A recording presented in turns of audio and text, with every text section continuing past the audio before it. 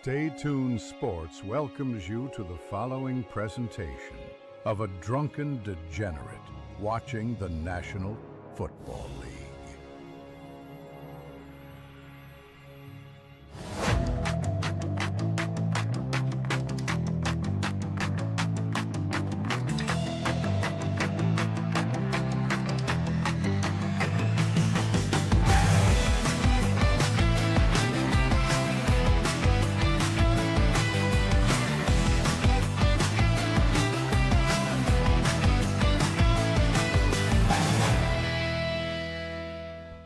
And welcome everybody back right here. Boy, it seems like we were just here, doesn't it? It seems like we were just going through. Hey, wait, I lost my thing. Hold on. Oh my God, I lost.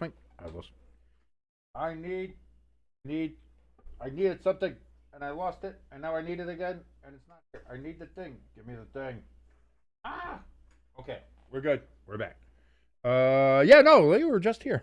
Never mind that little bit of a crazy little thing there. Don't worry about that. Hey, how we doing, everybody? Welcome. Thank you so much for joining us here on Stay Tuned Sports. My name is King, as I mentioned before. Here, getting ready to watch the Buccaneers and the Rams. Interesting day in the NFL today, and we'll see if this game is better. Giants almost won against Detroit. They blew another fourth quarter lead. There's a shocker. Giants blew a fourth quarter lead. As I go ahead and try to groom my hair here after it was a little bit of a just crazy. It's still, I mean, I don't have much hair. I mean, look at this balding bastard. Look at this fat balding bastard. Not doing bad.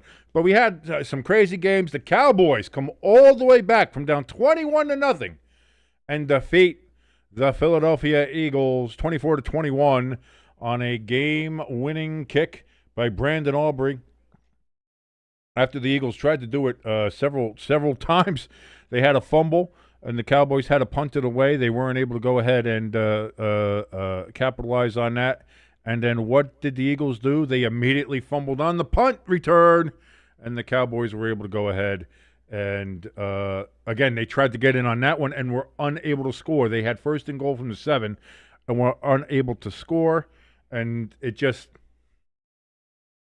the Eagles had so many opportunities to win that game. They had so many I don't understand how they lost it, but they did. The Cowboys won. That's a devastating loss for the Eagles. And, boy, the Eagles fan base, not going to be happy. Not going to be happy. Kenneth in the chat joining us. He says, hey, my friend, how are you doing tonight? I'm doing good tonight. And Chris, who does Sunday night football games as well. I don't know what any of that means, but thank you, Kenneth, for joining us. Who does Sunday night NFL games 500. NFL games, I don't know what that means. I'm at a look. But it's great to have you here, Kenneth. I did see you join us before. Thank you so much for doing so. Oh, I got the timeouts back up here. I didn't have the timeouts in there. There we go. Why did the timeouts not say? I thought I had the timeouts in there. I guess I didn't. All right, well, it's time to put the timeouts in there. Let's get those timeouts back up in there.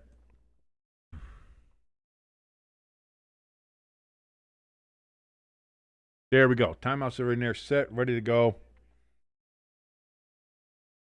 They got Aaron Donald, giant bobblehead. Aaron Donald is there. They're celebrating Aaron Donald tonight, apparently, there for the Los Angeles Rams.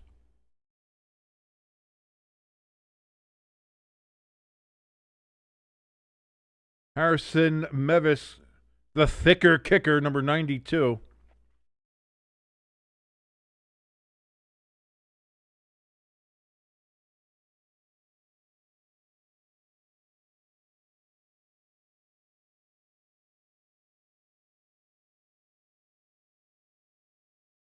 Buccaneers are going to get the opening kick here. And that's going to be caught at the goal line. Return to the 10, to the 15, to the 20, to the 25, and to about the 28-yard line there for the Buccaneers. And that is where they will take over on their first drive of the game. Baker Mayfield coming on to the field. Chris Godwin is playing today. Sterling Shepard is on the field, as is Emeka Egbuka. Cade Cotton, Cocknot is back on the field. Good to see that.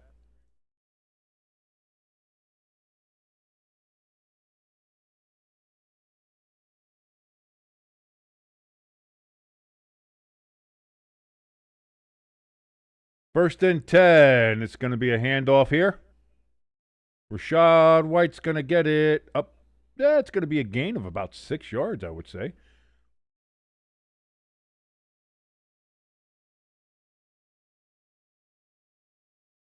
And indeed it was 6 yards. 2nd and 4 coming up here from the Tampa Bay 34-yard line.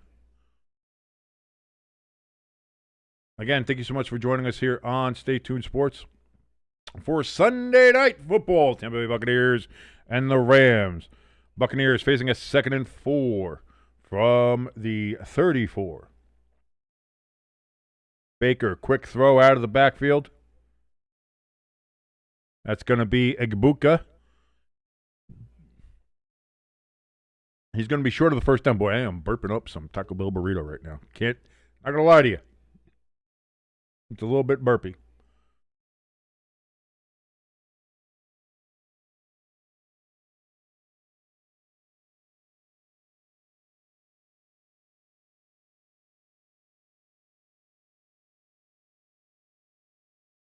We see Egbuka there. He's going to go out wide. Baker under center. Got a man in motion. That's going to be a handoff, and that's going to be a first down. Is that a fullback? Sean Tucker. Oh, yeah, Sean Tucker. Everybody's liking Tucker. They were saying, hey, got to run with the hot hand. And he's looking pretty good here on that play. Gets the first down. 1st and 10 for the Buccaneers.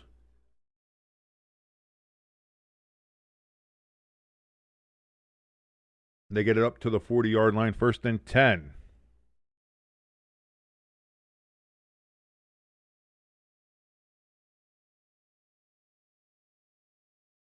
Baker in shotgun. Tucker in motion. Baker runs out to his right, does a spin move, and gets 3 yards. Good play by Baker there. 2nd and 7 upcoming. Couldn't find anybody, but he gets some yardage and does a nice little spin move. Does a nice little whoop. Very nice. Very nice. By the way, thank you so much for joining us again here on Stay Tuned Sports. My name is King. If you'd like to help us out, if you like any part of this broadcast, please go ahead and hit that like button. I don't know why you would, but it does help us. Again, if you want to go ahead and hit that share button as well, let people know that we actually exist. That helps as well tremendously, and it's a free thing to do. And, of course, if this is your first time here, you can go ahead and hit that subscribe button as we're on the road to 1,000 subscribers. 2nd down. And that's going to be about a yard short of the first down for the Buccaneers. 3rd and 1 upcoming. Gain of about 6.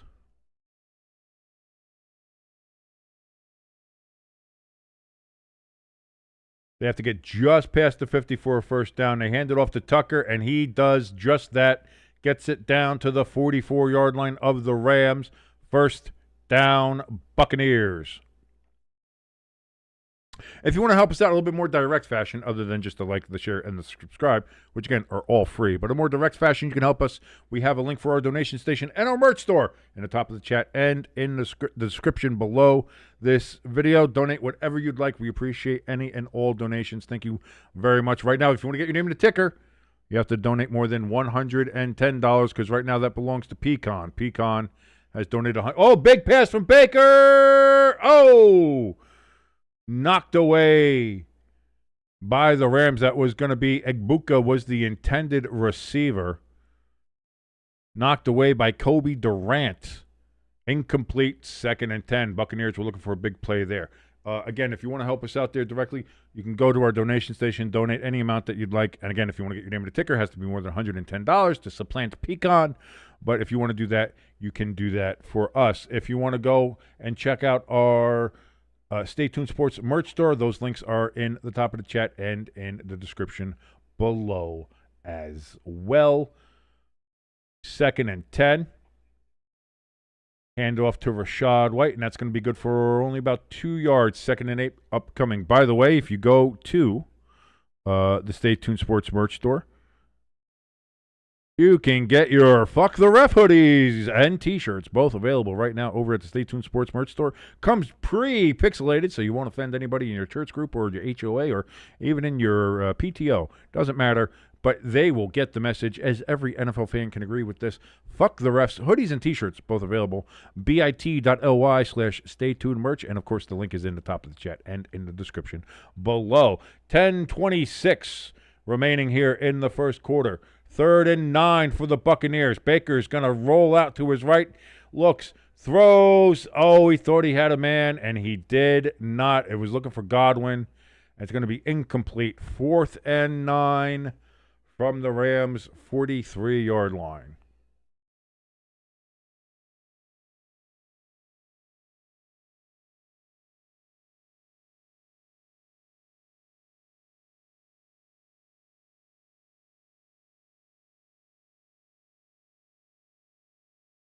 So the Buccaneers forced to punt here. And the kick is away.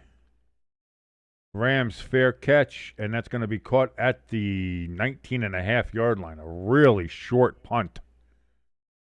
Only 24 yards on that punt. Not great. Not great. And the Rams will get the ball in fairly good field position. They're going to mark it officially at the 20.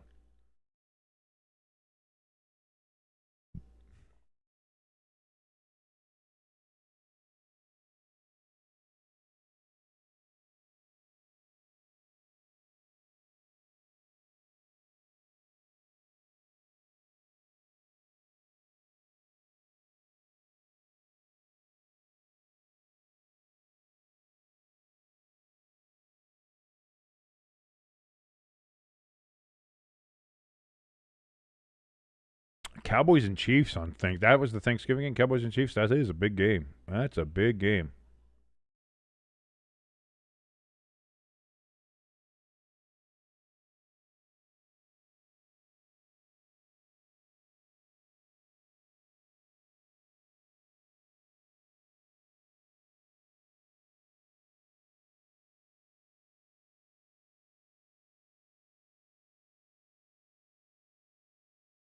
Ooh, here's a stat. Pittsburgh's defense has allowed 30-plus points 5 times this year, including 31 points to Chicago today. That's tied for the most in a season in the Mike Tomlin era.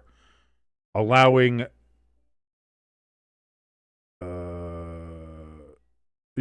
6 games of 30-plus points or more in a season has only happened twice since the Super Bowl merger. Or the 1970 basically, and it happened in 1988 and 2002. And the Steelers still have Buffalo. They have to play Baltimore twice, and they have Detroit left to play. The Steelers could match that or beat it coming up here. So again, this Steelers defense, which was supposed to be their strength, the Steelers defense was supposed to win them games, and they just have not been able to do so. I don't know what is going on with them, but.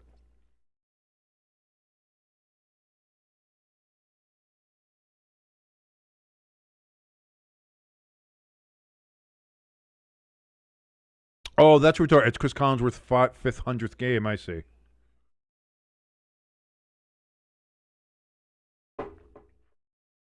I finally understand. I'm sorry. I didn't understand what you were saying with that. I understand it's Chris Collinsworth's 500th game. I gotcha.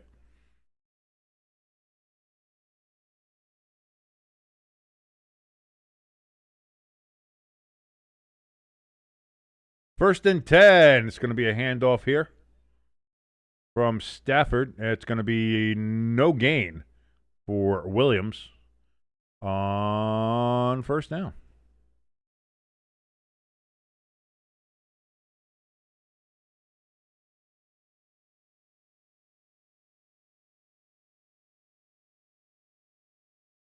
Second and 10. Stafford looks, throws. That's going to be completed for a yard and a half, 2 yards, I guess they'll say. It's going to be 3rd and 7. They're going to say 3 yards, I guess. I don't know. Good defense there by the Tampa Bay Buccaneers. 3rd and 7. Lloyd, good to see you, brother. Thank you for joining us here so much. Oh, top chat. I still have it in top chat. I don't have it in live chat. All right, so it's good. Make sure you put live chat and not top chat on if you're joining us here in the throws. Oh, throws caught. Devontae Adams down at the 35-yard line. First down, Rams.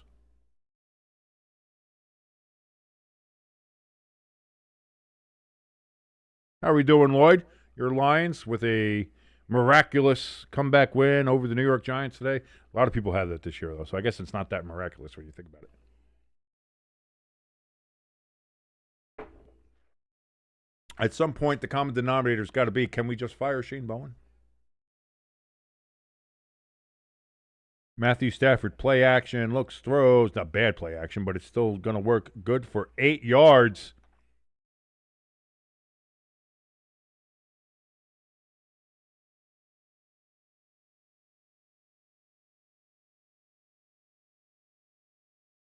Which tight end was that? Was that Colby Parkinson?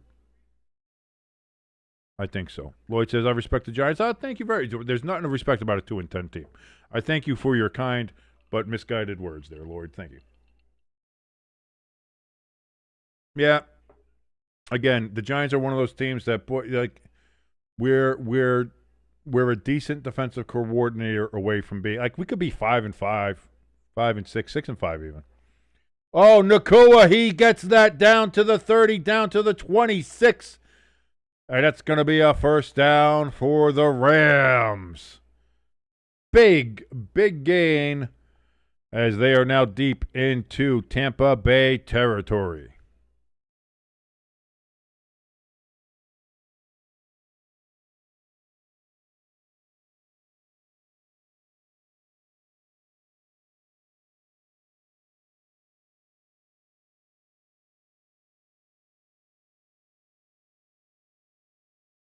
Rams looking to go ahead and finish off the drive here. Buccaneers had a good long drive to start off the first drive of the game, but had to punt. Can the Rams do something here? Oh, and they get a sack. Do the Tampa Bay Buccaneers. They get the sack. Yaya Diaby with the sack. Wait, where's my sack graphic? Did I lose my sack? No, I got my sack. But too bad your ass got sacked. And that's a pretty big sack there. 10 yards, 2nd and 20 now, coming up from the 36. Lloyd says, not like the Raiders. The Giants, yeah, the Raiders are just infuriating to watch. Stafford looks, throws, gets to Puka out of the backfield. Good for no gain. If maybe a yard, they might give him 3rd and 18. How did you get 2 yards out of that? Even on the rollover, it was only a yard. I don't know. Leave it to me. I don't know. Stafford looks, throws, caught by Puka, and that's going to be a first down. It was 3rd and 18, and he got 19 yards. 1st and 10. And it's going to be down at the 16. Unbelievable. These Rams are so good. The Rams are so good.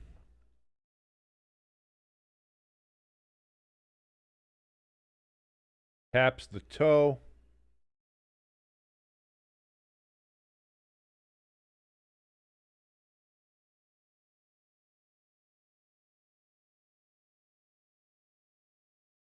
Stafford looks, throws. That's going to be caught.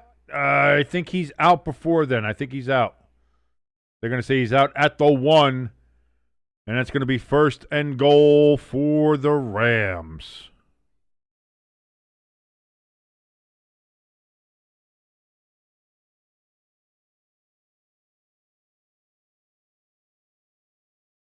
Where's ELS? ELS ain't here to do our trivia on Sunday night. I'm very upset. ELS isn't here.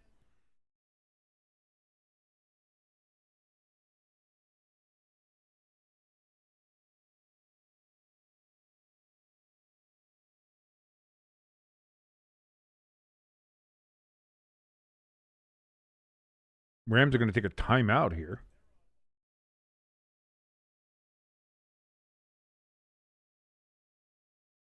So they're down a timeout already.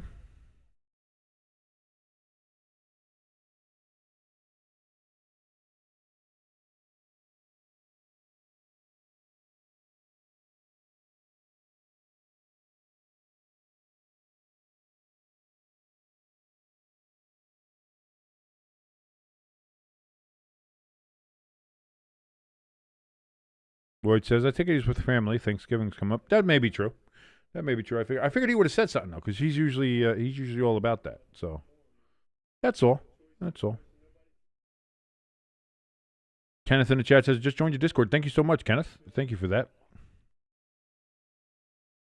Kyron Williams in the backfield. Stafford looks, throws. That's caught, and that's going to be a touchdown. Devontae Adams for the Rams.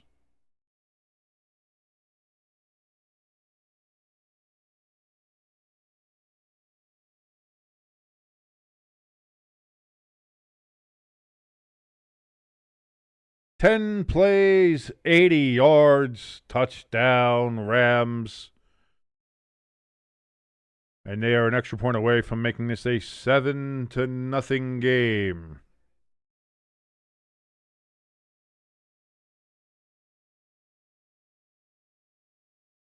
Pecan says, I want the Bucs to win, but the Rams are so good.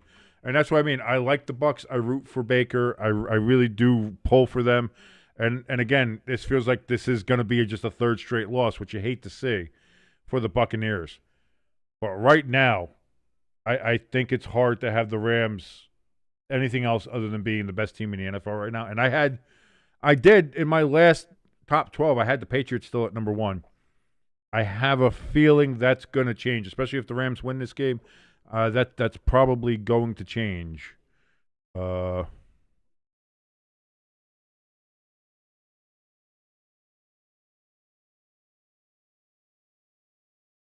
By the way, big news for the Patriots, and it's a bit of good news. Subject to further testing, both Will Campbell and Jared Wilson, offensive linemen who were injured today in the Patriots game against the Bengals, are believed to have sprains, and neither injury that they have is considered to be a long-term as of now.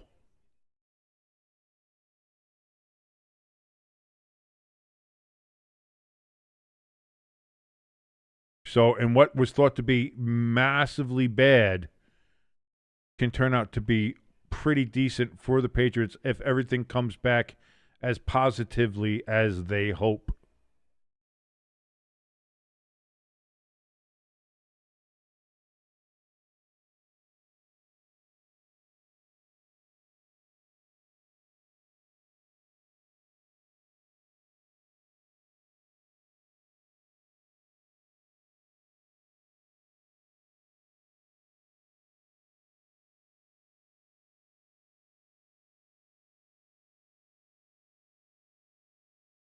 Barstool Sports with a pretty accurate assessment here. The Philadelphia Eagles shit all over themselves and leave Dallas with the most pathetic loss of the year. That's saying something because knowing how the Giants have lost so many fourth quarter plays.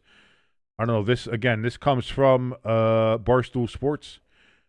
I'm going to read this verbatim just because I do. No matter how this one ended, it was either going to be the most disgusting win of the season or the most disgusting loss of the season for the Eagles. No matter how this one ended, the Eagles team was going to leave Dallas today as one of the biggest jokes in football. But holy shit, would a win at least be somewhat easier to deal with? I mean, what an absolute piece of shit performance after that first quarter. They score 3 times on their first 3 drives of the game. The first 4 defensive possessions end with a turnover on downs, a punt, a fumble recovery, and an interception. It looked like this was going to be the good old-fashioned beatdown. It looked like it was all about to be the ass-kicking of all ass-kickings, like the Eagles were going to have their way with the Cowboys all damn day. Makes them tap out and say uncle. And that's going to be a kickoff into the end zone touchback. Buccaneers will get it at the 35. But these Philadelphia Eagles aren't killers. They don't have that dog in them. They aren't big dogs. They're scared little bitches. They don't have the instinct to keep that foot on the opponent's throat until they watch the final breath of life leave their body. The moment this team gets out to a lead, the main objective becomes not losing. They don't want to win a game. They don't want to make their opponent submit. They play not to lose. They play scared. They play conservative. All the explosiveness explosiveness of the offense completely evaporates. The defense starts to give up massive chunks of yardage at a time. It starts at the top. This is Nick Sirianni's M.O. Baker Mayfield handoff here to Tucker on first down. It's going to be a gain of about 4 yards to the 39. Nick Sirianni, he's terrified of things going wrong instead of thinking about how they can put a team away for good. He's too worried about what will happen if they turn the ball over and give their opponent some life. But that's exactly what he ends up doing anyway. If you don't put a team away in the NFL when you have the chance, then the door is always going to be open for them to come back. Doesn't matter if you're up 21-0 or not. You need to make sure that team is buried, and you simply cannot take your foot off the gas ever. 2nd and 6 upcoming here for the Buccaneers. Baker Mayfield, it's going to be another handoff to Tucker, and Tucker's going to get 2 or 3 yards on that one. It's going to be 3rd and 4 upcoming. You let them hang around. They start to make a few plays. They start to make a few stops. All of a sudden, the momentum completely shifts, and the game gets flipped on its head while there is piss and shit dripping all down the Eagles' legs. I'm sure Jalen Hurts is going to give some dipshit quote in his post-game press conference about how momentum isn't real, but it's so apparent that this team refuses to ever take advantage of any momentum that is on their side. 3rd and 4 upcoming here for the Buccaneers. Baker Mayfield back, looks, throws, caught by Godwin right at the first down marker. First down, Buccaneers. They move the chains at the 45.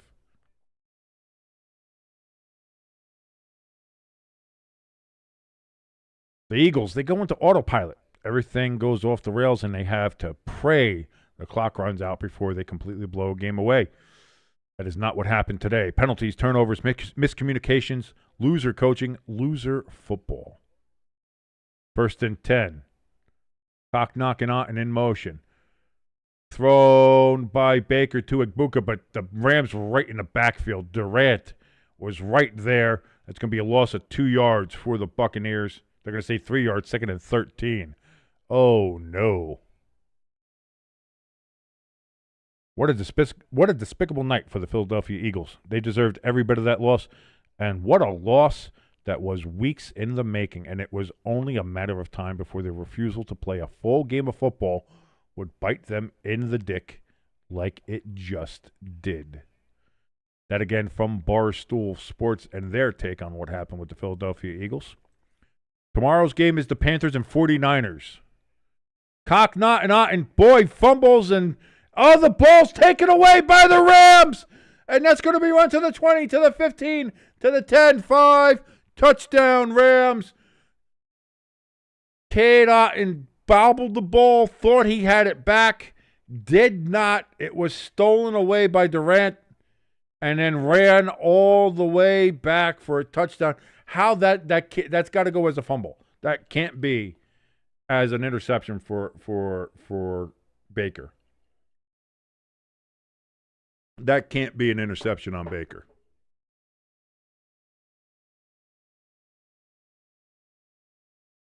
Touchdown Rams, and this one is looking not great to start off with for the Tampa Bay Buccaneers.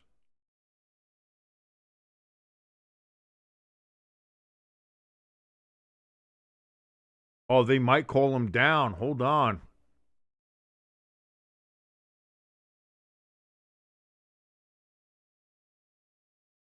Oh, they say, come back and say, nope, it is a touchdown. Snap, hold, kick is up, and it is good.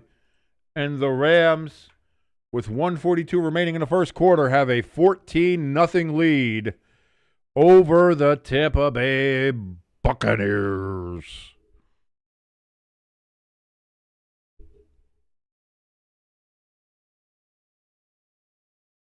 Amazing, amazing, amazing. And now the Buccaneers are really behind the 8 ball. Again, we've seen some comebacks here today, though, already. Chiefs came back to beat the Colts. The Lions came back to beat the Giants. The Cowboys, with maybe the comeback of the day, coming back and beating the Eagles, as we just went through there. Amazing stuff here. So the Buccaneers, again, it's still very early. Doesn't mean it's any dead, that it's dead, but.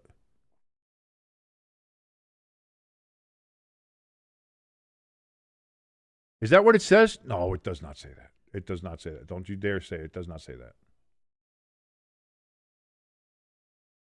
Crafty. No.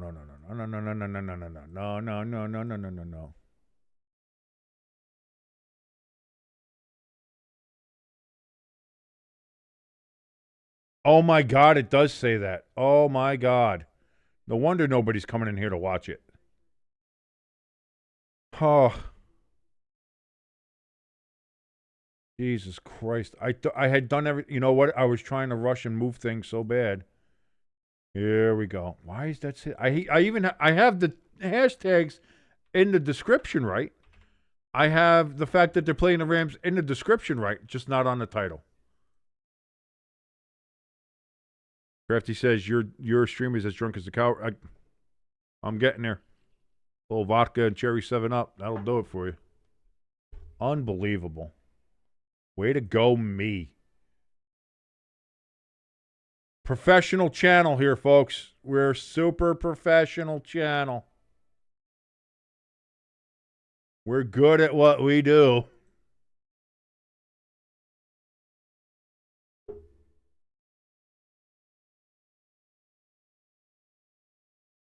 Unbelievable. No wonder. That's probably why ELS isn't in the channel. He's like, oh, I don't know. Is he not doing the game?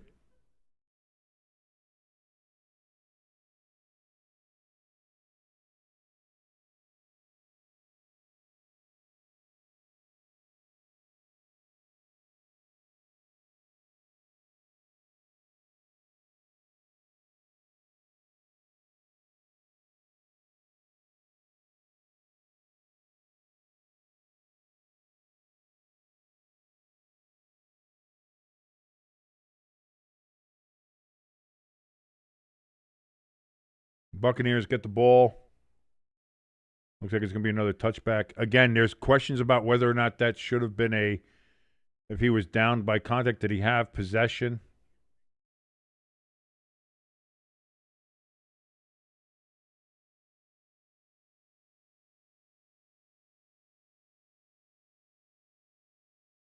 Everybody on the Twitterverse saying they thought he was down. I don't know. It's a question of when do you think he had possession, really? Here's what it is. So 1st and 10 for the Buccaneers, down 14-0. Baker looks, throws, incomplete. He was looking for and again.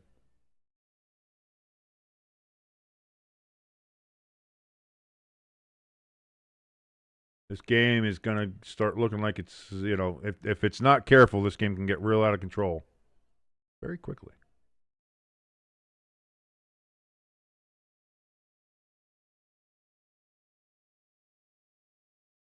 Baker Mayfield, 3 of 7. They really gave him that interception. Get the fuck out of here. Crafty says he didn't have control since they say he took it away. Then the rules for the pick apply. It's not a fumble because if it was a fumble, he would have been down. Incomplete. Igbuka drops it, and just the wheels are falling off the Bucs. The wheels are falling off the Buccaneers right now. Unbelievable. I guess that makes sense then, Crafty. But that's why you have to have a different stat for that. You have to have the RCI, the receiver caused interception, whatever it was, that people have been wanting to add as a stat, because that should not be on Baker Mayfield for an interception. It really shouldn't. But here we go. 3rd and 10 for the Buccaneers from the 35. And Baker is going to get sacked. It's just all coming apart. It is just all coming apart. Too bad your ass got sacked. 4th and 19 coming up here for the Buccaneers. And they're going to have to punt the ball away.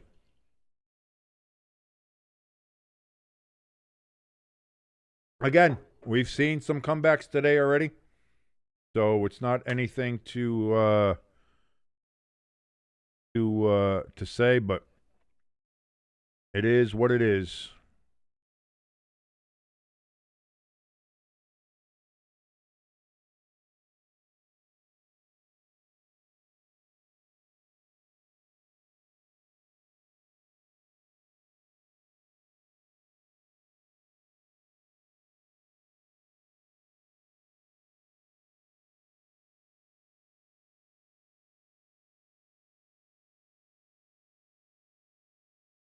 Can't believe I had Buccaneers versus Cardinals up there this whole time. This whole time.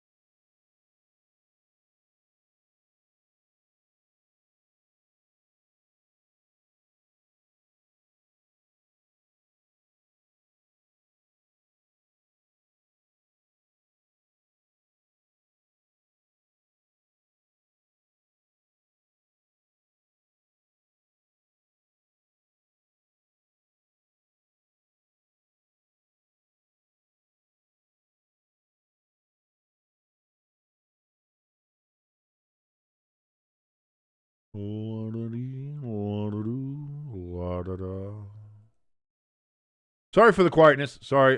Sorry. Checking out one thing. Sorry. Rams do have the ball. They're going to have it at their own 20. What is that? 28?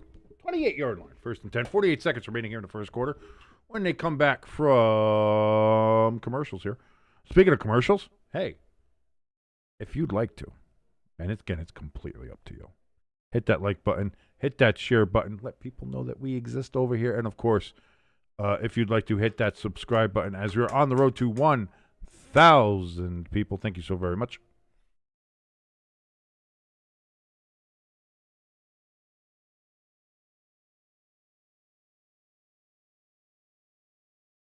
As we're back to Inglewood, California. Rams take over at the 28-yard line. Matthew Smafford. As I can't speak. I've had a little bit of vodka. Matthew Smafford. First down and 10. Got Williams there on the carry. He's going to get 6 yards, 7 yards.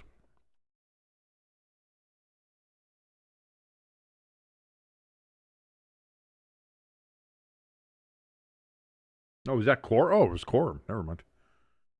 2nd and 4 on the 6-yard run there by Corum. Pardon me. Stafford in shotgun. Hand off to Corum again, and Corum's going to get the first down and still going. But there we go. 1st and 10 for the Rams up at the 39-yard line, and that's going to end the first quarter, ladies and gentlemen. First quarter is done and dusted here in Los Angeles, California. The Rams with a 14-0 lead over the Tampa Bay Buccaneers. Crafty putting a good reminder out there to everybody to change your chat settings when you come into the chat and do live chat from the apparently now default top chat that YouTube is doing to everybody, which fucking sucks. It is weird. It is terrible, but that is what YouTube's doing. I'm going to see if there's a way I can change that on the back end in the future. Back end. Because we were talking to a couple of ghosts in here a couple of days ago. It turned out it was just Irish, but nobody could see them because wouldn't show up in the chat.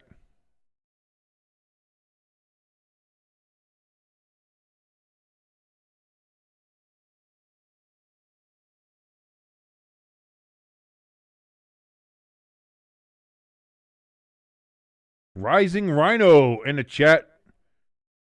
Saying Rising Rhino in the chat. Great to see you, Rhino. Thank you for joining us. Gaming Boys, Rising Rhino raid. Oh, we got a raid going on. Great to see you guys all coming from the Rising Rhino game. I do see, yeah, you guys do games here as well. That's fantastic. Thank you so very much. for all the love and help there. See you guys in there. Linda. Sticks of Maine, great to see you as well. Gaming Boy. Thank you guys so much. Thank you so very much. Thank you for the likes there, Linda. Thank you very much. You guys are fantastic. Thank you so much for all your help and everything that you guys do. Sticks of Maine says, always go to Golden Corral. I am a fat bastard, and I approve that message 1,000%, Sticks of Maine. Linda says, have a great stream. Thank you as well. You guys enjoy your stream over there. Rising says, keep grinding. That's what we're doing, brother. That's what we're doing. Thank you so much for your help and all that you do here and everything that you do. And you have yourself a great stream as well. Rhino believes in Sasquatch and loves the Golden Corral. Who doesn't believe in the great and wonderful Bigfoot, and who doesn't love a nice, beautiful, fattening buffet? My ass does. And I do believe, yeah, Bigfoot's one of the ones I believe in. I believe in Bigfoot. I believe in the Jersey Devil as well. A lot of other ones I don't. Mothman, I'm iffy on. Chupacabra, get the fuck out of here. But Sasquatch, here's a cryptid that you can believe in. ELS, great to see you in here, brother. Thank you. Ronnie, thank you so much for giving us a like in there as well. Much love to you, Rising Rhino, as well. Thank you. You have yourself a fantastic stream. He says, let's go, Colts. I was pulling for you guys today. Shame that things didn't work out better than they should have, unfortunately. But same thing for my Giants. It's a shame that things didn't work out great. But what are you going to do? We just go on to the next game. 2nd and 9 for the Rams. That's a contested catch, and it looks like it is caught. 3rd and 3 upcoming here for the Rams. Pecan in the chat says, I believe in Sasquatch. How do you not? Like, it's got to be. I feel like there's enough weird evidence that there's something out there. Could be. It's the most believable of the cryptids. In my mind.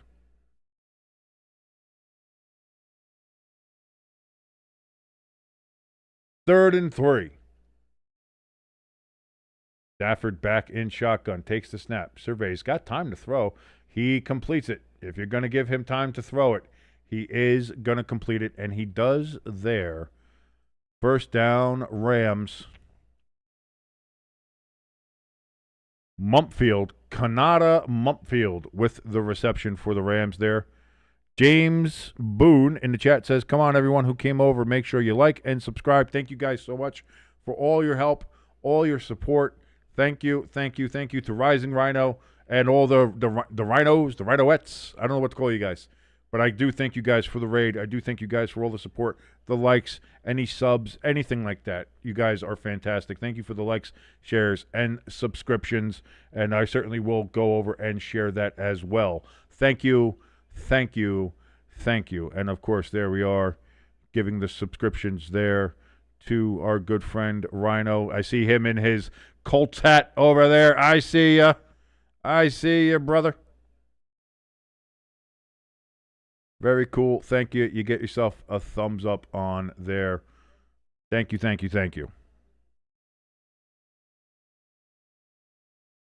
Crafty says, Rhino must be the most active sports streamer on YouTube. Every time I'm online, seems like he has an active stream going. Hey, listen, sometimes what you got to do. You got it there. I like doing these streams, but I'm also a little bit lazy. So I got to get better on that. I know that for a fact. 1st and 10, throw incomplete.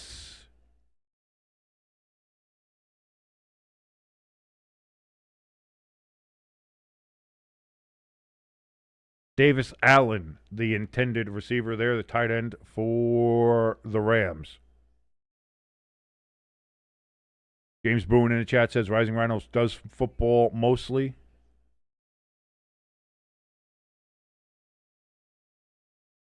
We do football mostly here. We do college every now and then, and usually when the hockey I might start doing more hockey too, especially with the Devils. We'll see. Parkinson, tight end, catches that, gets it all the way down to the 15-yard line of the Buccaneers. 1st and 10. Lloyd says the ELS left as quickly as he appeared. I saw ELS said, hey, and then he's gone. the amazing, incredible, disappearing ELS. It's okay, ELS. We love you.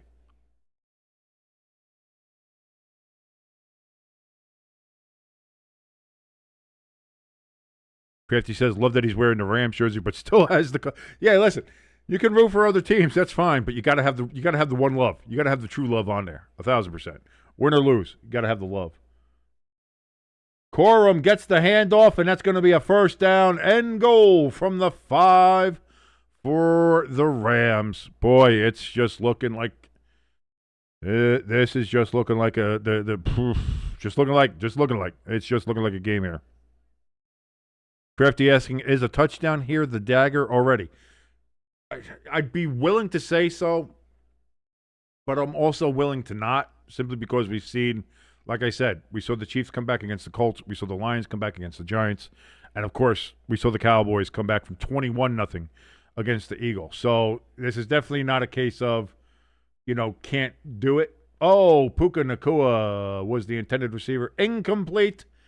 Second and goal coming up here for the Rams. So unless something severely changes with the Buccaneers, but the problem is it seems like the Buccaneers, both offense and defense, the wheels have kind of fallen off here. And I'm not sure how you fix that. ELS says, I'm on FaceTime with my cousin right now. I'm in and out. Of your cousin? That's a little weird. Watching too many of those sites there, ELS. Stafford was looking, throws, incomplete. And I think he was just throwing that away at the feet of his receiver. Third and goal for the Los Angeles Rams. Stafford was looking around there trying to find something as we see the Rams cheerleaders in the background. Hi, ladies. How are you? Looking great. Keep it up. Good work.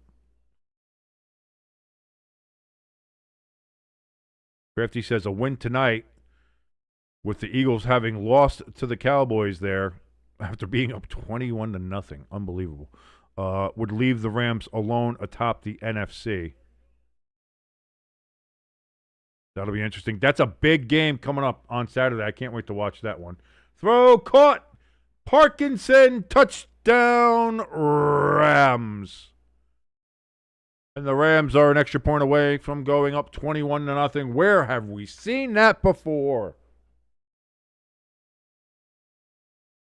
Kenneth in the chat says, hey, that rate is going to give you 8 subs. Hey, listen, every single sub, even if it was one, even if it was just a like or two, anything like that is sorely appreciated, so greatly appreciated, and we thank everybody over there, including the Rising Rhino and everybody who watches there, the Rhinoettes, the herd. I don't know. Let's not try to get it mixed up with Colin Cowherd, that bastard. But and the kick is up, and it is good, and that is a 21-0 lead. We've seen that before today. Can the Buccaneers turn things around like the Cowboys did? I don't know. Again, the Cowboys were playing at home. The Buccaneers are on the road here, and the Rams are slinging it. And the Rams, I mean, let's be honest, the Rams are a better team than the Eagles. Offensively, defensively, special teams-wise, the Rams, I think, in all facets, are better. Crafty in the chat says Giants fans are thinking 21-0. Oh, so a slightly if this was if the Giants had a 21-0 lead right now, I'm telling you, from my perspective and probably every other perspective of a Giants fan out there, we'd be saying, how are we going to blow this one? What unique way are we going to blow this game here? Because you know it's going to happen.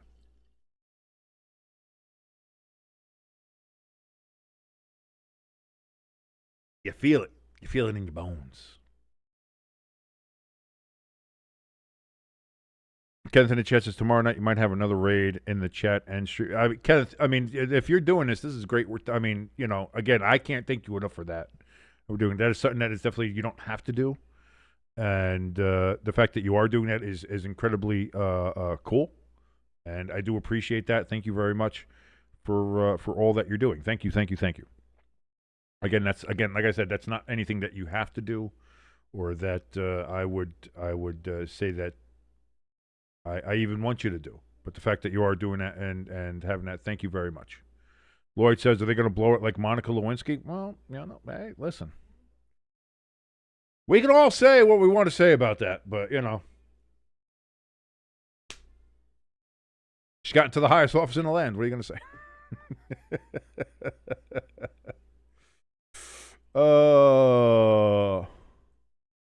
But then again, I mean, Bill stuck it in anything if the Epstein files are to be believed. So.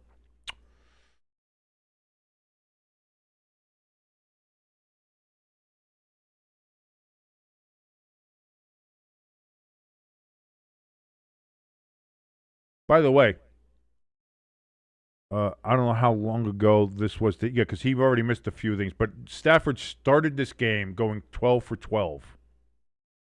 Because what is his stats now? Yeah, he's 14 of 17, so he missed 3. But he went 12 for 12, had a touchdown. He's now got 2 touchdowns, 140 yards. Baker Mayfield is 3 for 8 for 5 yards. And I am not counting that interception on him. I'm not doing it. They can put it up there and say, oh, Baker Mayfield had an interception. And in the record books from, weeks on and years on, people will say, oh, Baker had an interception there in that game. I'm not counting it. I refuse to count it as a Baker Mayfield interception. So the Buccaneers will get the ball at the 35 after another touchback.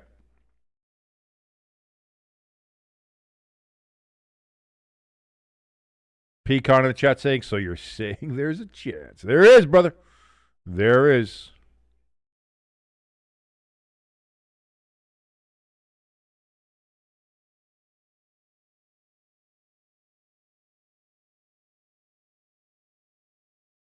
So here we go, 1st and 10 for the Buccaneers, down 21-0. Looking to get something, some momentum. Handoff to Tucker. He gets it to the 40-yard line. That's going to be a 5-yard gain. 2nd and 5 upcoming for the Buccaneers.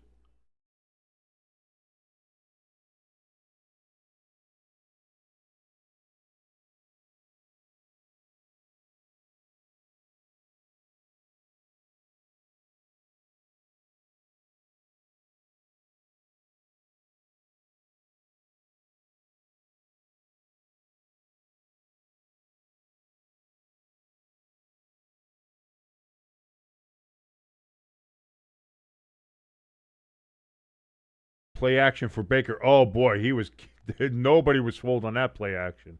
Throws an incomplete pass. 3rd and 6. Are they going to call that intentional grounding? They might.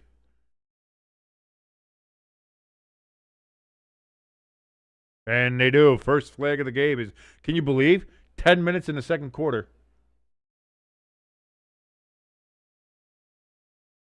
Or did they pick it up? Did NBC just make a mistake? Yeah, I think NBC just made a mistake.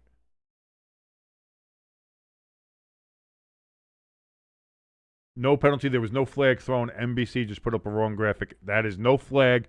No flag. Still no flags thrown. Baker is going to pull it down and run it himself, and he slides down after having gotten the first down on 3rd and 6. 1st and 10 for the Buccaneers. Baker says, fine. I'll do it myself.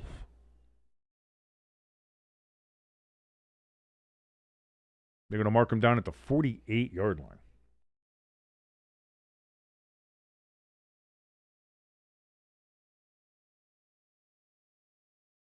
First and 10 from the 48 for Baker. He's in shotgun. Hand off to Rashad White, and that's going to be good for a yard.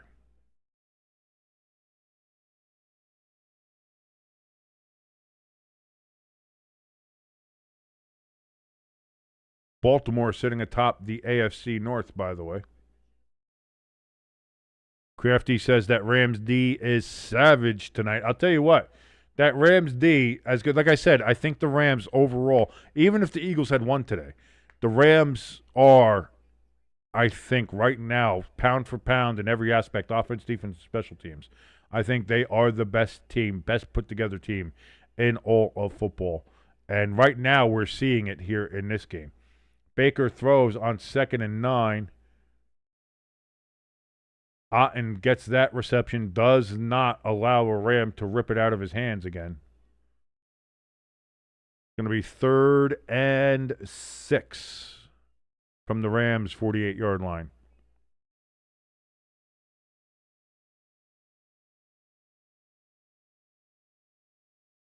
Lloyd says Thanksgiving's going to be called the Battle of the Swiss Cheese Teams.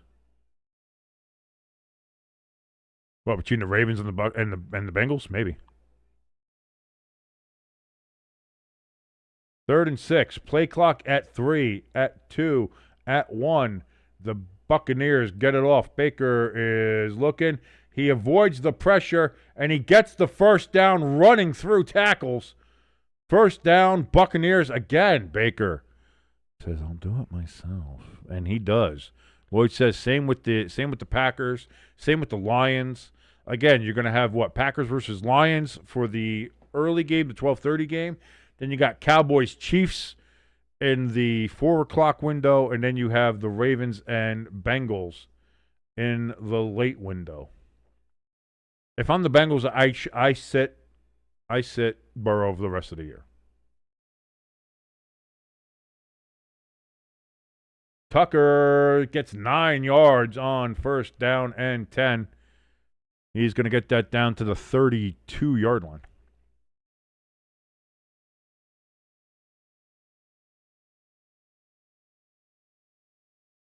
Crafty says Packers' loins will be billed as no offense versus no defense.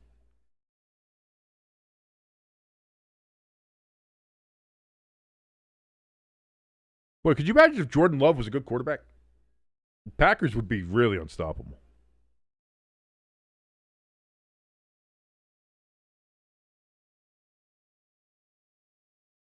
Hand off, first down and more.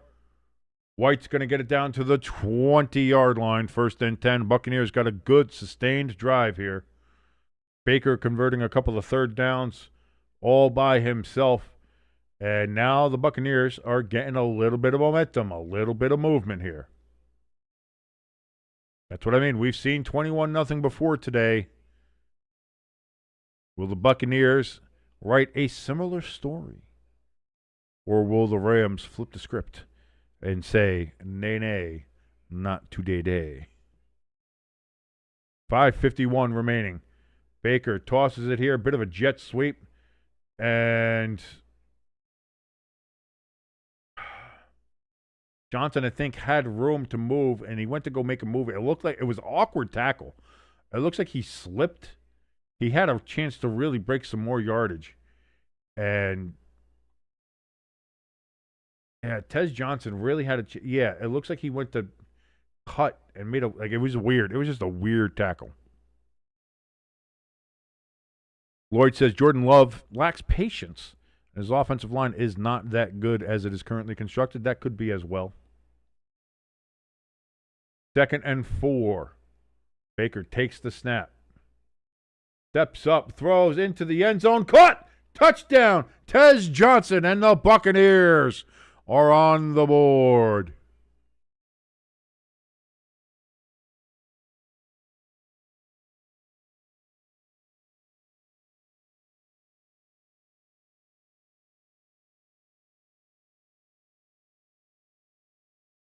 And the Buccaneers now up to 6 points.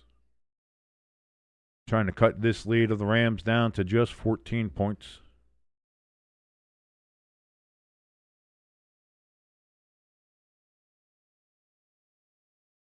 Snap, hold, kick is up, and that extra point is good. Crafty says, 22-point comeback incoming.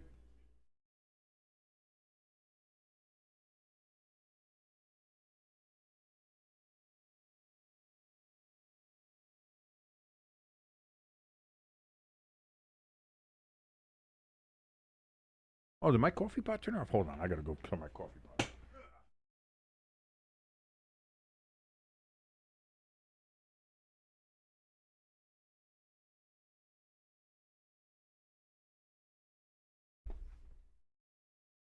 I got to get some halftime coffee ready, you know what I mean? Yes, you can have a little evening drinky poo, a little nightcap, if you will, but you still got to have the delicious, lovely, tasty just beautiful addictiveness that is caffeine in the form of coffee. A little evening coffee to help you stay up and go over all the games, all the stats, all the analytics, which are all things I don't do. I just go on YouTube and watch Warhammer 40K videos. But still, it's pretty good. Who doesn't love coffee? I do. I know ELS loves coffee. ELS is a big coffee guy. He goes through the whole advent calendar of coffee from Aldi's. Aldi's has all the different flavors that you can go through. He enjoys that. I stick mostly. I have my Torani syrups. And sometimes I'll put a little cinnamon in the coffee itself. Brew it in the coffee. You know, some people put the cinnamon in the coffee once it's brewed. Nay. You put that cinnamon in with the coffee grounds and then brew the coffee. And you get the nice cinnamon flavor in there with the coffee. It's very good. You can do that with other things as well. You can do that with a little bit of pumpkin spice. If you're looking for a little bit more Christmassy feeling, you put a little bit of the allspice in there. You get a little bit. It has a little more of the star anise flavor there. That's good stuff. And that's how you make yourself a nice gourmet coffee at home. And you don't need to go to all these other places, these Starbucks, these other Starbucks. I guess I don't know any other artisanal coffee shops, but you could just do it at home. You do it yourself. It's delicious. It's wonderful. It's great. And it helps your heart rate stay at a very healthy 170, 180 beats per minute. Kenneth in the chat says, I love coffee. I drink decaf coffee. Listen, I understand people have to drink decaf at some point for the heart reasons and palpitations or just too much. I get that. I belong to the Death Before Decaf crowd, though. So, and that's probably going to catch up with me. I will die eventually. It's going to happen, but black currant coffee, I have not had that, Lord. Rams getting ready to get the kickoff here from the Buccaneers. 5:03 remaining here in the second quarter. Kick is away. And that's going to fall into the end zone and going to be a touchback. So neither one of these teams felt like having returns tonight. They said, you know what?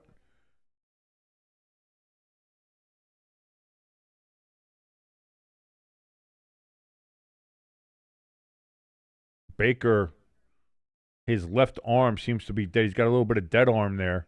He's gone into the blue medical tent.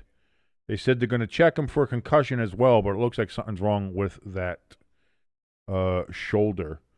And we see Teddy Bridgewater came out of retirement from being a high school coach. Crafty in the chat says, uh-oh. Baker hurt his left arm. Yeah, not looking great. You just mean black currants in and of itself. I know, yeah, they're like little raisins. That's all, the currants. Yeah, they're good. They're like English raisins. Caught! For a good 4-yard gain there for the Rams. Jordan Whittington with the reception.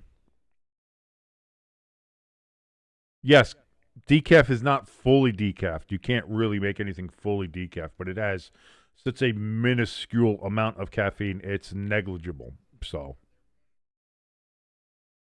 Crafty says, if your coffee isn't caffeinated, what's the point? For the flavor.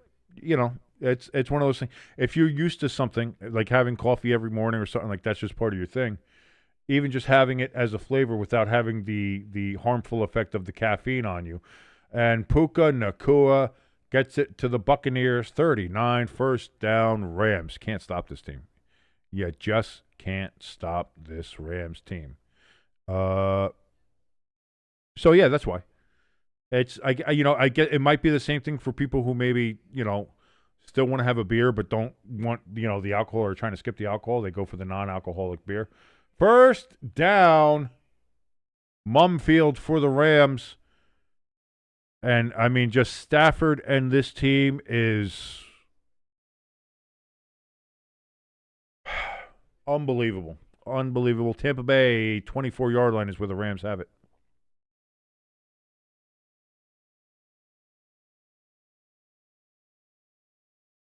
Right. That's what I know. Like at this point, when it comes to those, like currant or raisin is really at that point just semantics, and you're looking at different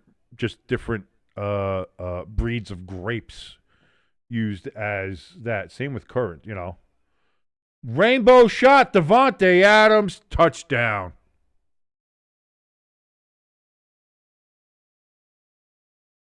My God.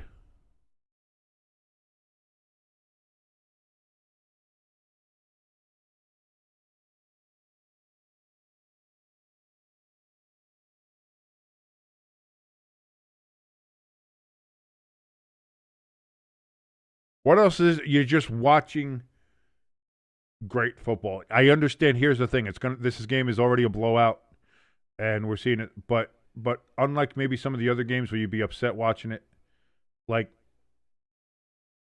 you're watching great football, and I can understand that. Kick up good, 28-7.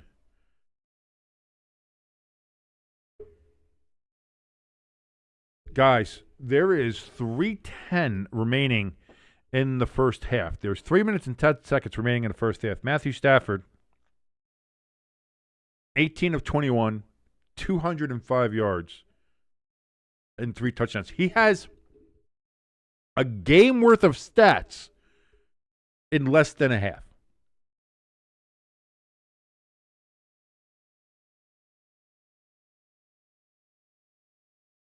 Unbelievable. Crafty in the chat says, Devontae Adams was like, shit, this shit's over. I'm out. I got my own Taco Bell in the locker room. I'm going to go grab myself a nice chalupa or perhaps a crunch wrap. I'm going to get some Baja Blast. I'll be on the bench, guys. See you later. Have a great time.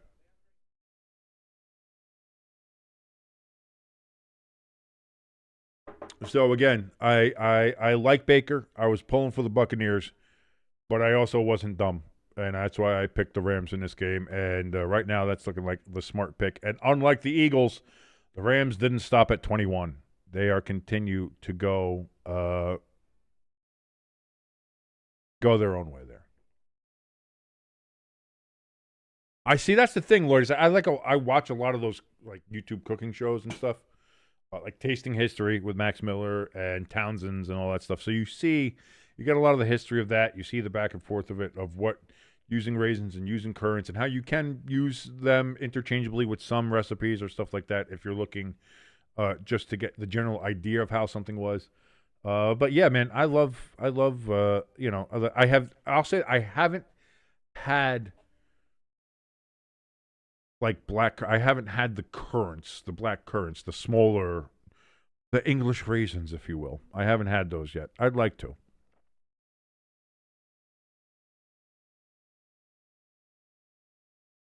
Gretty says, seeing that Devontae Adams commercial makes me wish I had my own Taco Bell in my house. Dude, I would say, if I had won that like $1 billion lottery from a while ago, if I had won that, I really wouldn't get too many other things. Like I wouldn't get like a mansion. I wouldn't get like do all the flashy stuff. Like I wouldn't do any of that. I might get my own Taco Bell in my house though. And maybe not. Maybe I would just like have my own Taco Bell ingredients delivered, and we can make our own Taco Bell there. I'd get a Taco Bell soda machine so we can get Baja Blast and the Baja Midnight and everything like that. We can do that. The history guy, is that the guy who's like the one who says, because that's history that should be remembered? I know that guy. The old guy with the glasses and the bow tie? I like that guy. I do like that guy. Buccaneers get the kickoff, and they're going to return it.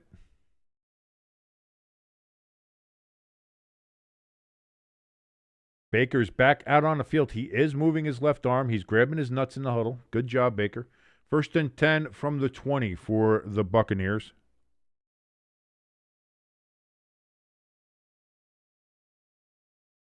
Yeah, I like that guy, Lloyd. 3:06 remaining. Buccaneers trying to get back onto the board to see if they can cut this to a 14-point game again before halftime. Tucker is going to lose a yard. 2nd and 11 coming up here for the Buccaneers.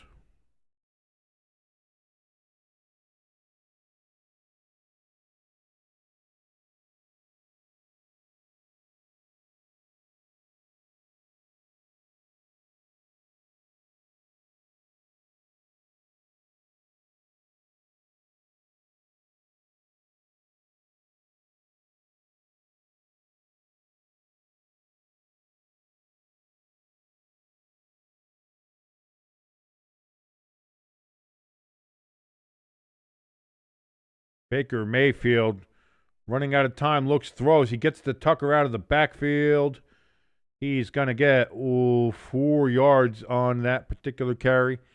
It's going to be 3rd and 6, 3rd and 7, because they said it was 2nd and 10. I didn't think he got back to the line of scrimmage on the last play. Baker was checking to make sure but he's a righty, right? I don't think you're jerking with your left. This is being weird. That's just weird, Crafty. 2-minute warning in Los Angeles, California's neighboring city called Inglewood, where SoFi Stadium is located. Rams 28, Buccaneers 7. By the way, the NFL has admitted that the Cowboys should not have had a roughing the kicker penalty against the Eagles there that gave the Eagles their first or second touchdown of the game.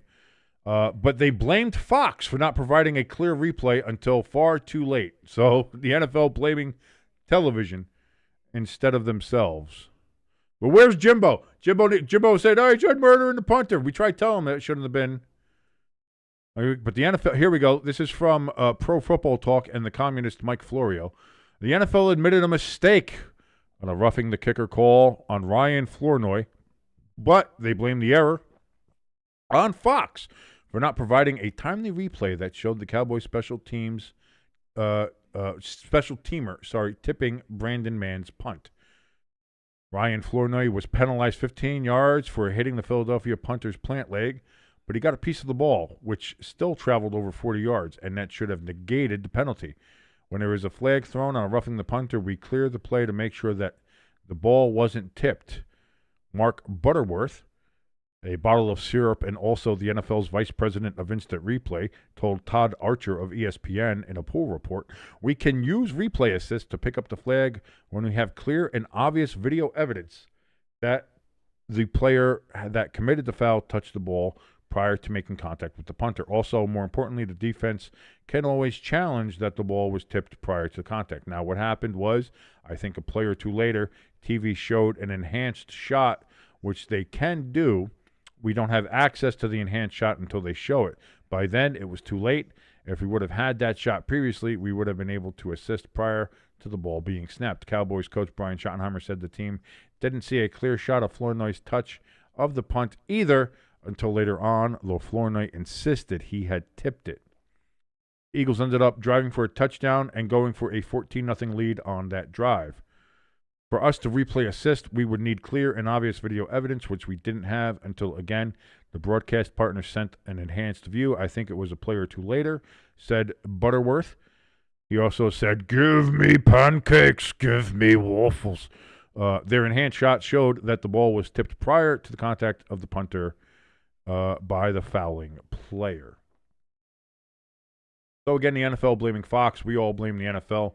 And the NFL should have access to all the views anyway. So I don't understand how that.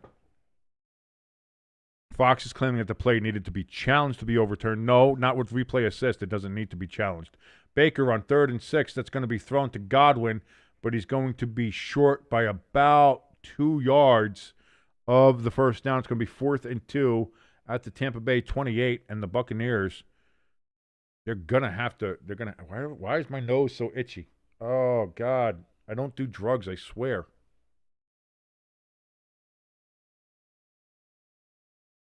Well, the Buccaneers going for it? Oh, the Rams have taken a second time out here.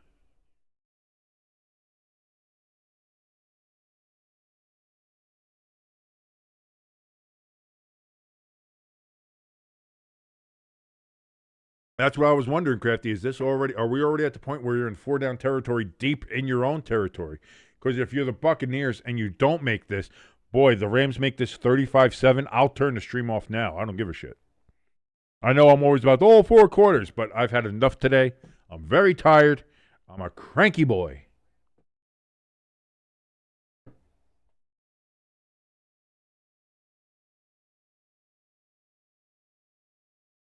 Oh, ELS, you're going to start doing trivia now? I just missed your question. I got to go back to it later. Here we go. 4th and 2. Buccaneers are going for it. Baker looks, throws, incomplete. And the Rams have 139 and one timeout at the Buccaneers' 28-yard line. Yeah, Crafty. That's an uh-oh. That is an uh-oh. As this game right now might be out of control.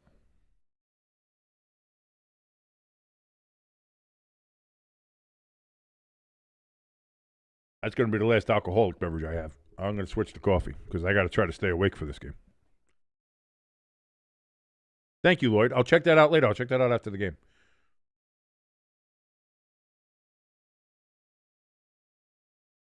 First and 10 for the Rams. Kyron Williams is going to get a yard. That's about it. Second and 9 from the 20. I see 26. Oh, so that's 2 yards? That's a 2-yard gain. All right. Second and 8 from the 26, they say. Whatever. Stafford looks, throws. That's going to be caught by Puka. And that's going to be 3rd and 4 upcoming. Well, it says all good, homie. Thank you, man. I think it's all good. Again, I like history. I like food. I like food history. So it's cool to see some of that stuff.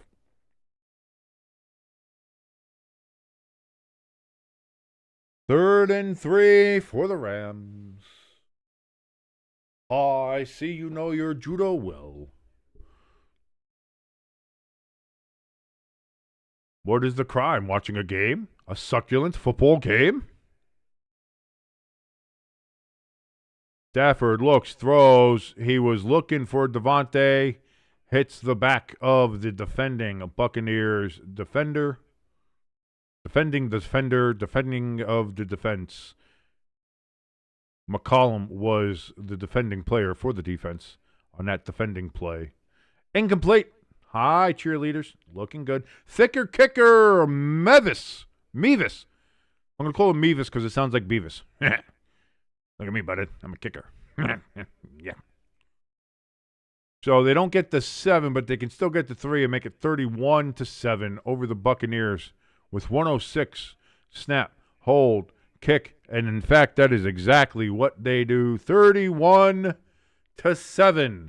The Rams over the Buccaneers. Crafty said Stafford actually missed one? Missed a pass? Yeah, no, he did. He did. Mevis and Mutthead. Look at me, buddy. I got real fat, and I can kick the ball now. Yeah. Now I'm definitely going to score. Well, on the football field. Yeah. I'm going to walk by the cheerleaders. Hey, baby. How you doing? You ever see the cornholio? You ever see my bunghole? You have TP? I need cappuccino for my bunghole. You're talking to somebody who grew up with Beavis and Butthead when he was 12 and 13 years old, so that is always forever going to be in my mind. There is nothing you can ever do to get rid of it. Everybody's just going to have to deal with that. That is me until the day I die.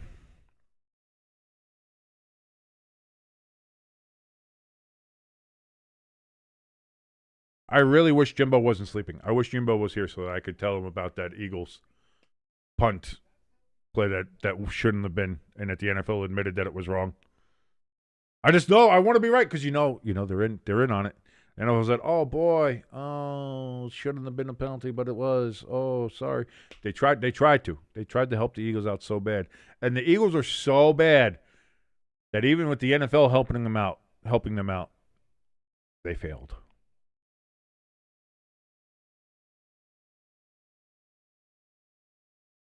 By the way, nice little stat here. This comes by way of Adam Schefter, old Shefty Pants from ESPN. Jackson Smith-Njigba now leads the NFL with 1,313 receiving yards this season and already has surpassed DK Metcalf for the most receiving yards in a season in the Seahawks franchise history. 50th year of the Seahawks, by the way.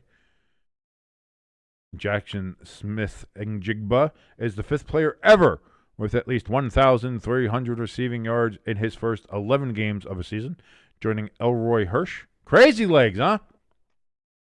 Charlie Hennigan, Tyreek Hill, and Julio Jones.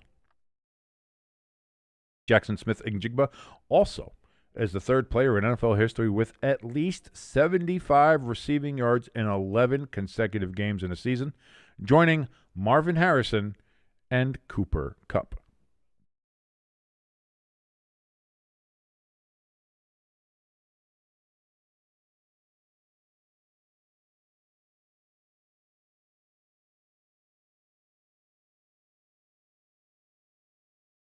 Rams kick the ball off with 102 remaining, and the Buccaneers are going to kneel on that, and that's going to be out to the 35-yard line. Can the Buccaneers do something here with 102 remaining and all three of their timeouts?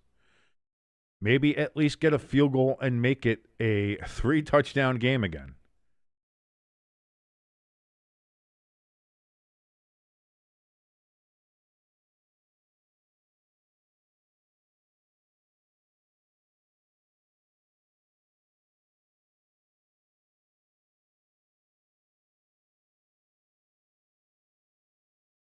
Oh, I had missed the actual question. I am sorry, Elis. I forgot. How many head coaches did the Buccaneers have between John McKay and Tony Dungy?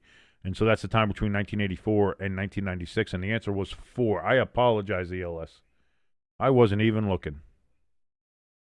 Sterling Shepard gets a 9-yard gain for 2nd and 1.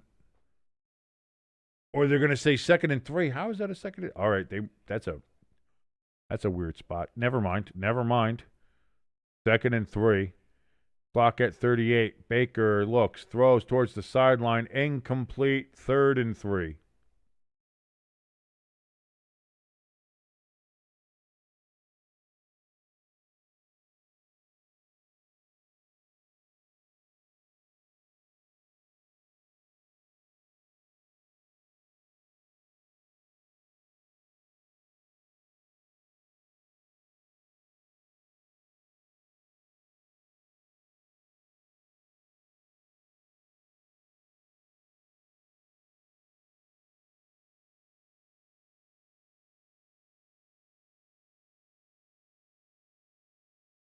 Baker on 3rd and 3, looks, throws.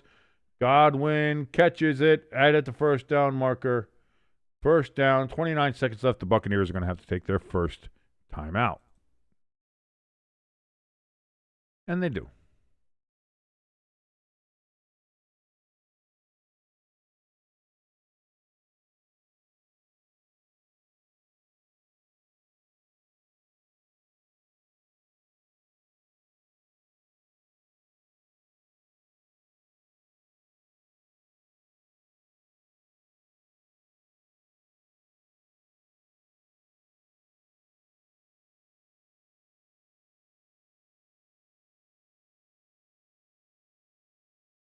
"29 seconds.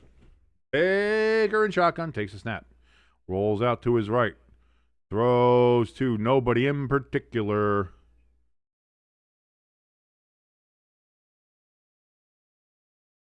And we almost made it. We almost made it a half without a flag.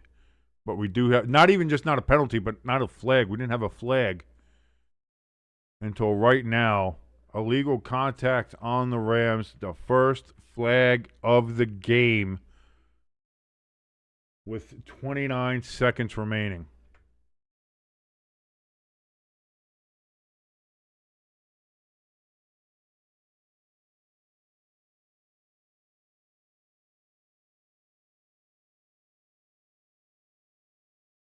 Yeah, Crafty. I love Beavis and Butthead.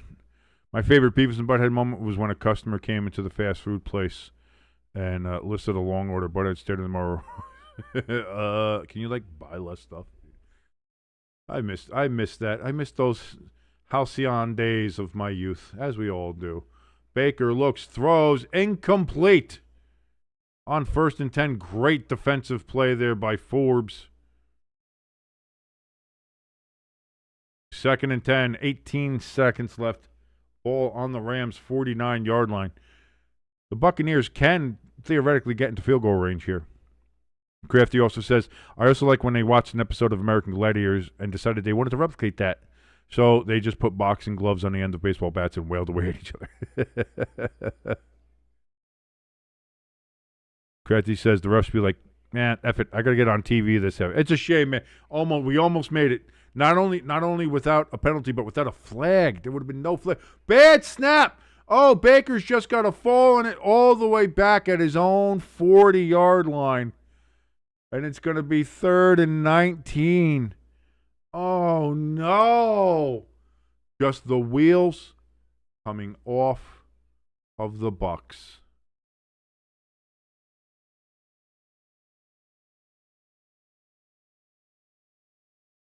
And the Buccaneers have to take their second timeout.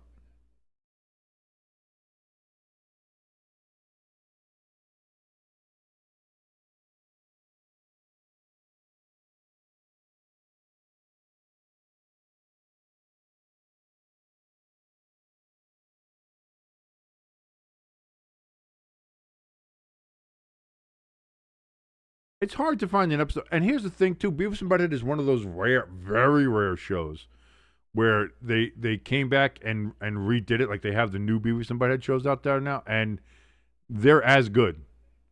Baker is going to get sacked with 5, 4, 3. Just, it didn't matter. It just didn't matter. But too bad your ass got sacked. And I think the Rams took their last time out with 3 seconds remaining. So it's 4th and 25. Buccaneers have the ball at their own 36. Baker's lucky he didn't get that fumbled as Verse was right in there on him.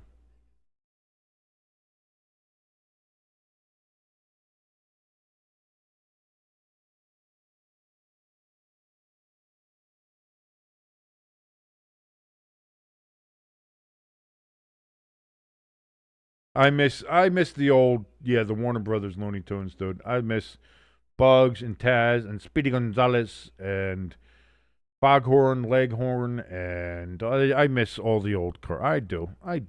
There's good stuff. The kids these days, they don't know what they're missing. But again, the kids these days, when they grow up, are going to have reminiscing about what they grew up with, Just like people who are like my niece and nephew's age, from my older brother, they reminisce about Blue's Clues and Roly Poly Oly. You know what I mean? So 4th and 24, the Buccaneers just going to try to run the clock out here. Baker's going to try to just chuck the ball as well as he should. I think he might have broke his ankle on that one, and that's going to be a pick at the end. And the Rams might look to return this. And he's going to trip, and then he's just going to go out of bounds. And I was going to say, Baker looked like he threw that, but he looked weird. He looked weird when he threw that, and he is on the field now. It is halftime, but there is... And when he threw it, he looks like he ripped something. Something like when he wound up, did he pull his shoulder out? Did he pull a muscle? Baker's hurt. And the Rams get the second half kickoff, by the way.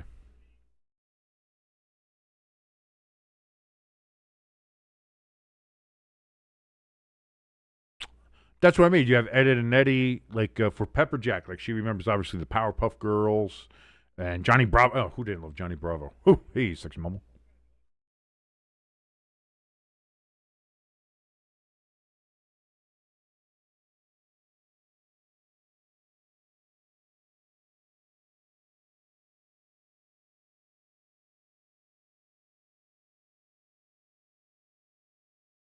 Wheels just fell off here for the Bucs.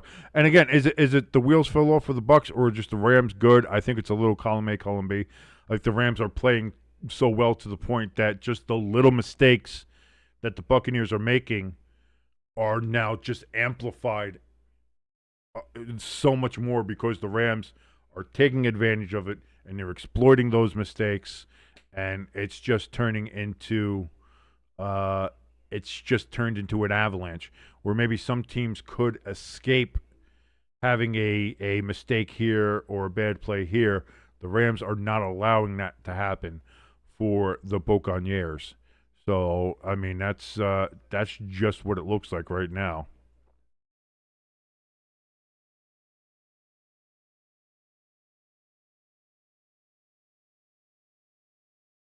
No, I mean, yeah, all that stuff, and then Eddie, and like I said, Powerpuff Girls and Johnny Bravo, and I remember myself, watching Cow and Chicken, and obviously the early years of Adult Swim when it was good. I miss early Adult Swim. There was it will all you'll never be able to explain to people how great it was hearing Cowboy Bebop come on. Like, come on. Watching Cowboy Bebop early on in those years, Big O, some of those anime, because the anime come on, I think it was like at 1 o'clock in the morning, Eastern time. I think that's when it came on. And but before that, that's when they were doing. When Family Guy was first canceled by Fox, is when Adult Swim started playing the replays of that.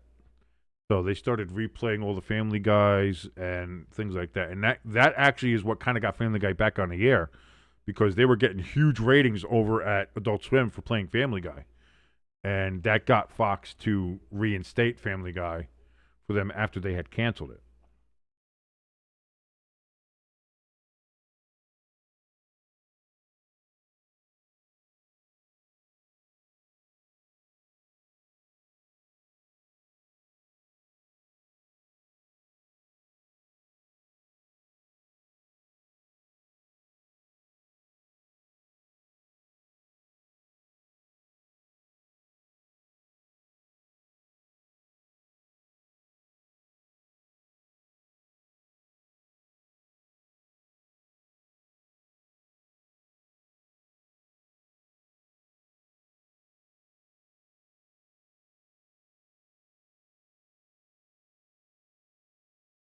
Oh, Aqua Teen.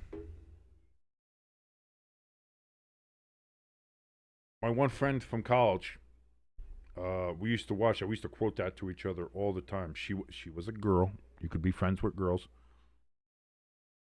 I did kind of want to bang her too, but still, we didn't. She was just a friend. I was friend zoned. It happens. It happens to all of us. But yeah, we used to quote that all the time. I loved it. We all loved the Aqua Teen. Aqua Teen was the best. Dancing is forbidden.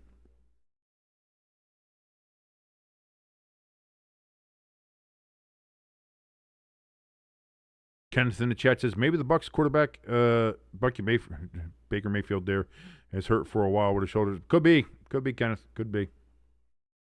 That might be. I feel bad.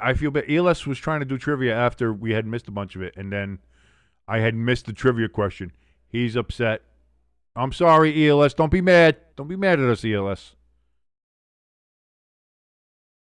We still love you. I have no idea if he's in here or not. We might be. I have no idea. Frylock is life, says Lloyd. I miss those days. Those days of my early 20s. And I guess everybody does. I guess everybody they reach the point in life where they get into their 30s and 40s, and you start lamenting about the wasted youth that you had. And boy, do I have wasted years. Do I have wasted years, baby? And I guess I'm still wasting them. And I guess I'm 44. I'm going to be 45 next year, and I'm just wasting time. I'm just wasting time till the grave, baby. That's what it feels like right now. By the way, the Cowboys come back 21 points, tied for the largest comeback in franchise history for them. Could this be what breaks the Eagles? It's going to be interesting to see all the pundits talk about it.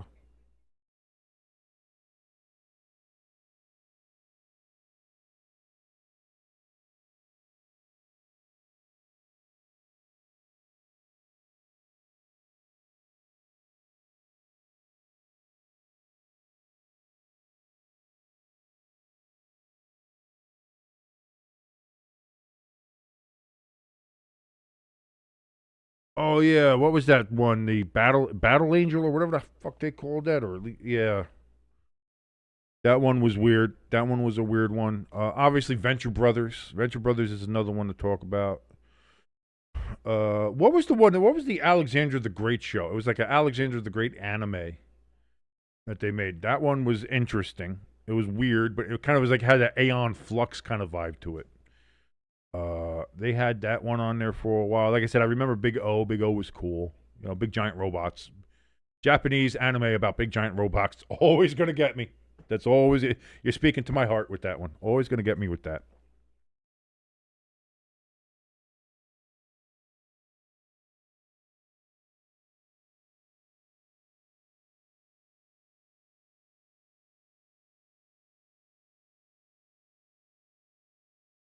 Man, the Colts, again, they let that game get away from them. They had it, and they let it get away. And that's, you got, you if you want to be the team, you got to be the team, and you got to show you the team. And they weren't able to do it.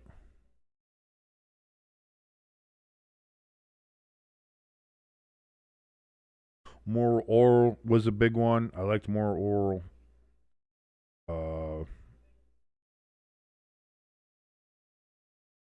Harvey Birdman, Attorney at Law, C-Lab 2021. C-Lab 2021 was great. C-Lab 2021 always got me.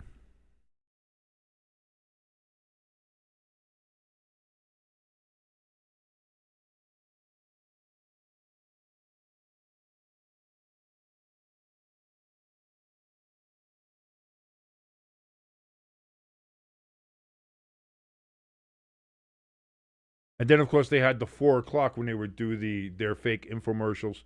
And to this day, who can forget Too Many Cooks?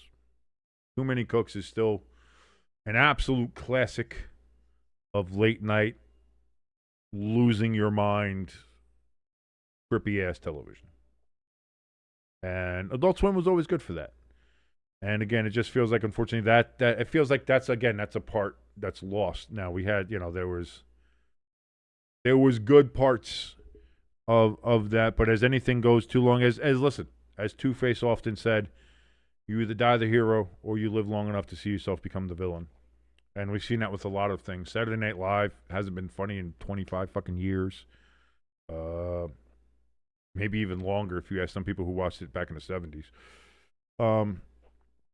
But at least since, I would say, like Norm and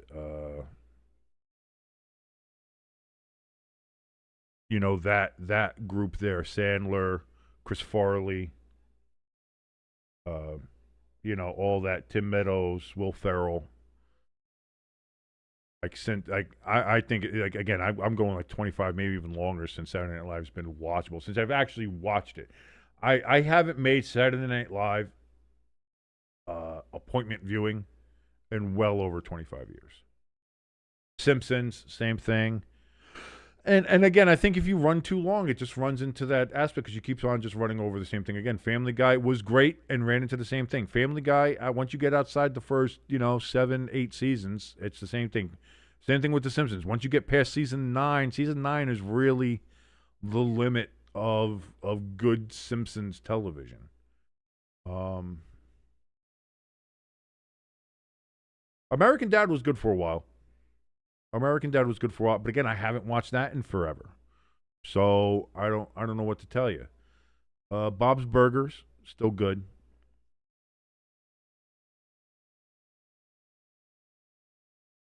I haven't checked any of the redone Futuramas on Comedy Central yet, but I always liked Futurama. I thought Futurama was a great show. It was one of those first shows that was a smart show, but it didn't try to make, because that's the problem, is that we've seen a lot of shows recently try to be the smart show, but in trying to be the smart show, they like talk down to the audience and try to make people feel dumb. Like listen, not everybody's going to be an astrophysicist. Not everybody's going to know what you're talking about. Futurama was one of those first shows that was a bit of a smart show, but they played to the crowd, and they, it was funny, it was accessible. And I enjoy Futurama, especially for that first run it's had. It was kind of iffy. Some of the movies were good. Some of those inter cancellation movies they had were good.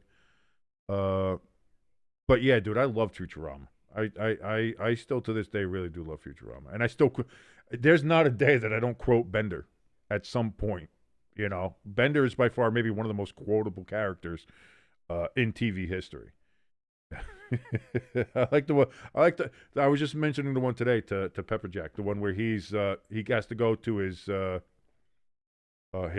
deceased uncle's house in Pennsylvania, and all the robot ghosts are coming after him. They're like, "Come join us, Bender. You'll like being dead." And he says, "That's what they said about being alive." I love it. I love Bender. I love Bender this day. All right, let me go grab some coffee. I'll be right back as we're getting ready to start the second half here. Rams 31, Buccaneers 7. Rams get the second half kickoff. This could get ugly.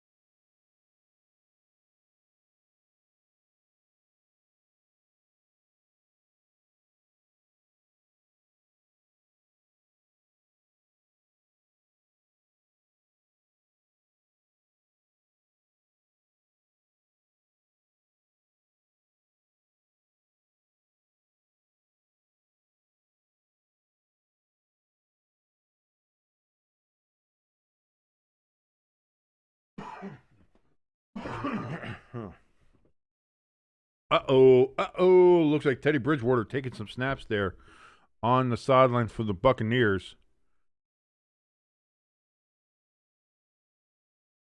And the third quarter begins. That kick is going to be...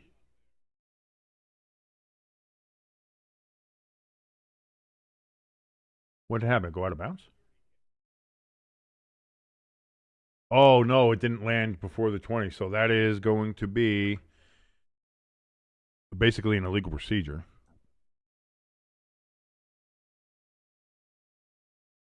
Only the second flag of the game. This one's a summer guy. I love Zoidberg. Zoidberg, too. We can have a turn with the box now, maybe? The box says no.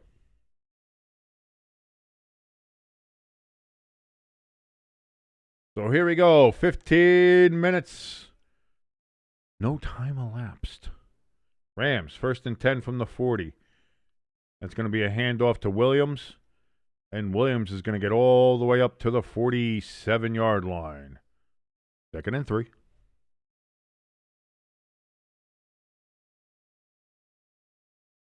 And we already have an injury to the Buccaneers.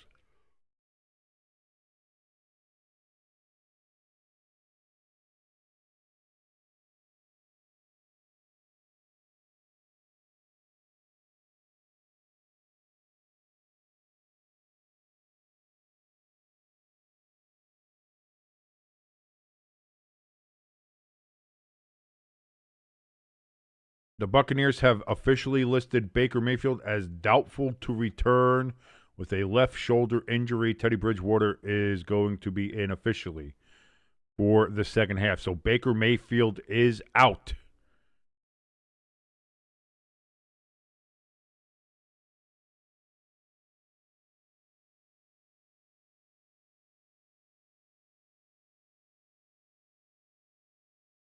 Michael Irvin, by the way.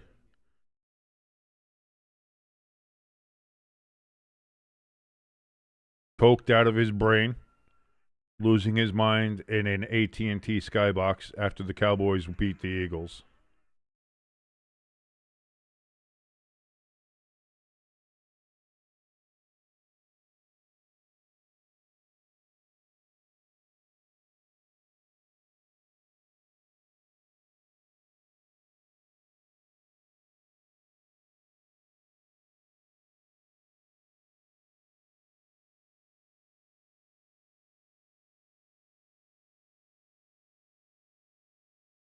Saints' Alvin Kamara, believed to have suffered a knee sprain in today's game and lost to the Atlanta Falcons.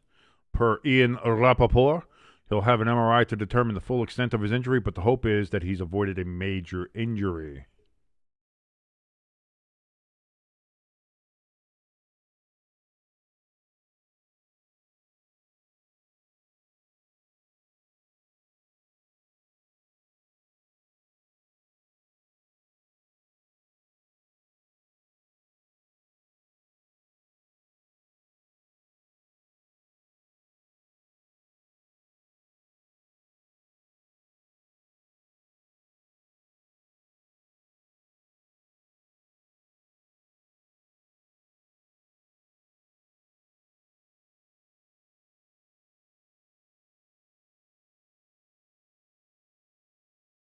Fun stat here, the 2025 Chicago Bears are fun frauds, according to statistics Twitter StatHole, at StatHole Sports, if you want to check them out. Nothing we can do but enjoy it before the train wreck. The Chicago Bears currently have a point differential of -3. This is for NFL teams with 8+ wins in the first 11 games of NFL season. The Bears have the second worst point differential at -3. The worst was the Chargers in, 1987. They had -8.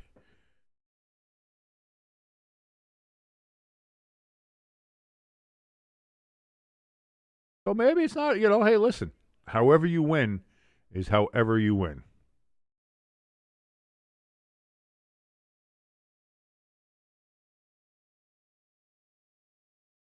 Chris Moyers in the chat says this game is over at halftime. It kind of was, Chris. It kind of was. We'll see. Can the Buccaneers, with Teddy Bridgewater, pull off a Cowboys-esque upset here? Can they pull off a Denver Broncos versus the Giants-esque upset here? Comeback. I don't know. 1st and 10. Williams is going to drive all the way to the 40-yard line of the Buccaneers. That's going to be good for about 4 yards, because he started at the 46, I guess. 2nd and 4, 6-yard gain.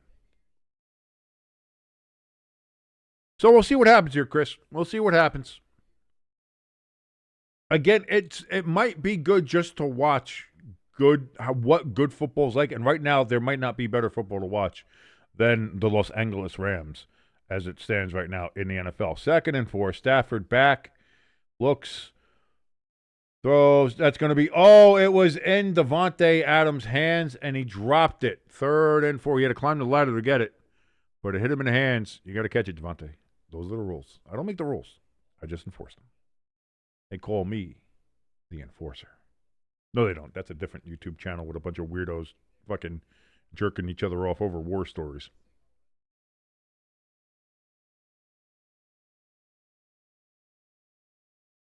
There's another war somewhere. Oh, what do you think, Enforcer Matt? 13:07 remaining.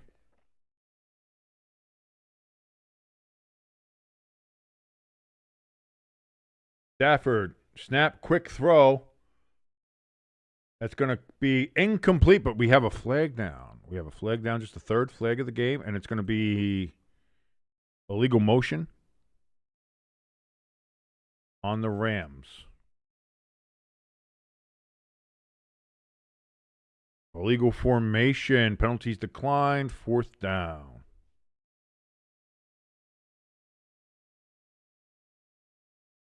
So it's going to be 4th and 4 from the Tampa Bay 40-yard line. And it does appear that the Rams are just going to say, fuck it, let's go for it. Why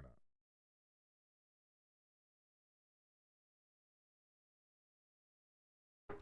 And indeed they are. Stafford and shotgun.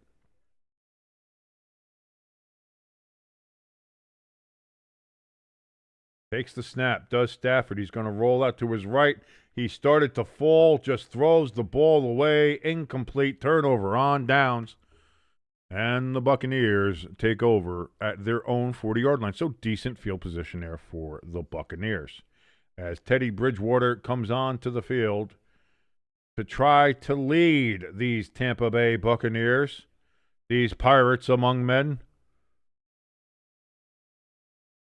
the Gasparilla gang, to try to go ahead and make this a little bit more of a competitive game. Can Teddy Bridgewater do this?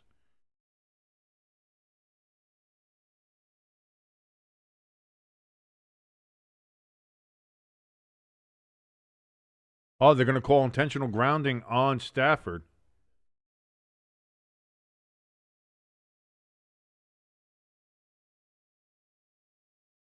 So they declined the penalty but it's a loss of down anyway. So shouldn't it be a loss of down from the spot? That's not a penalty you can decline, is it?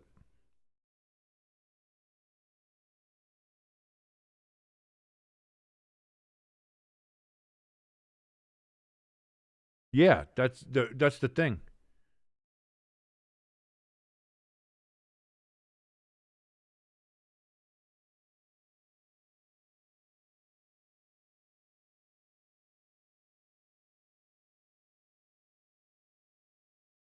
Yeah, so that's going to be at the Rams' 48-yard line then. Yeah. So that penalty, I was going to say you can't decline the intentional grounding penalty. Like, what the fuck are you talking about?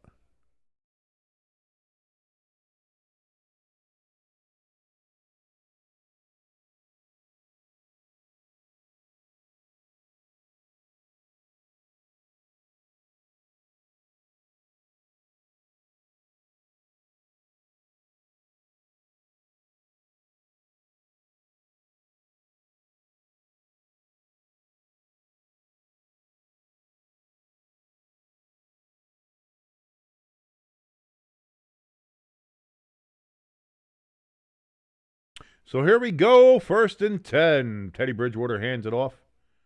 Tucker gets it down to the 45-yard line. Gain of 3 yards, 2nd and 7, coming up for the Buccaneers.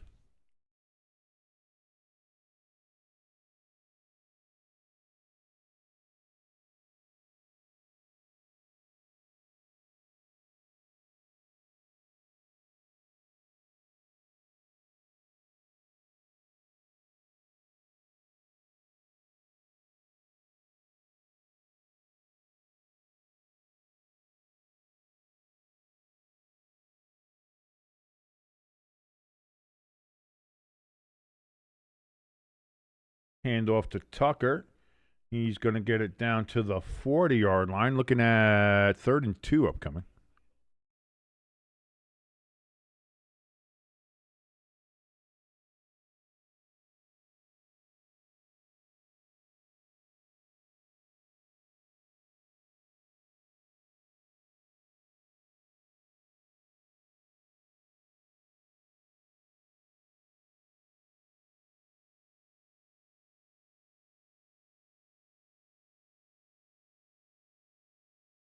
Hand off to White, and he's going to get a gain of 4 yards. 1st down, Buccaneers. They move the chains, and they keep the ball moving. They're kind of not letting Teddy throw the ball here for a minute.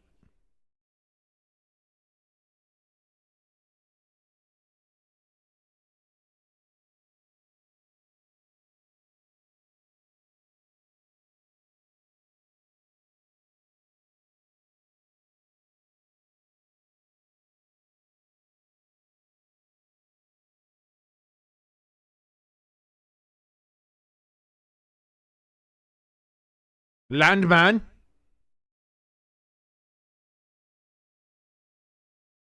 The Rams starting to pick up on the fact that the Buccaneers are just trying to run the ball. Loss of 2 yards.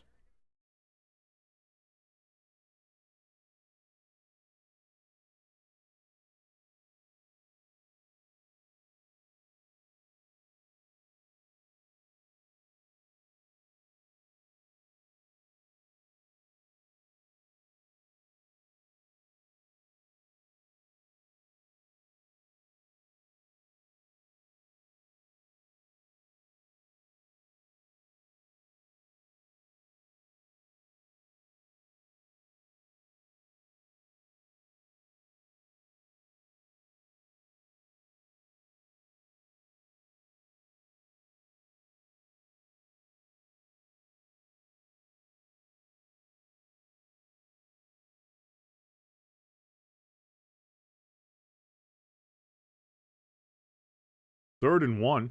Coming up here, gain of 11 on that play. Sorry, I always just mess around with stuff. Is there a timeout already?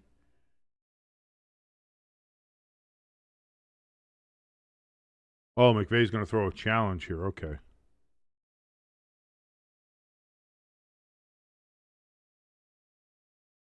Oh, so no challenge because the replay assist has come in and said incomplete pass.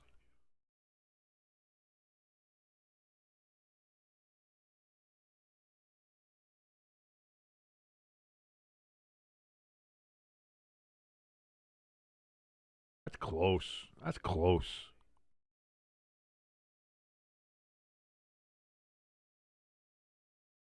So instead of being 3rd and 1, it's 3rd and 12.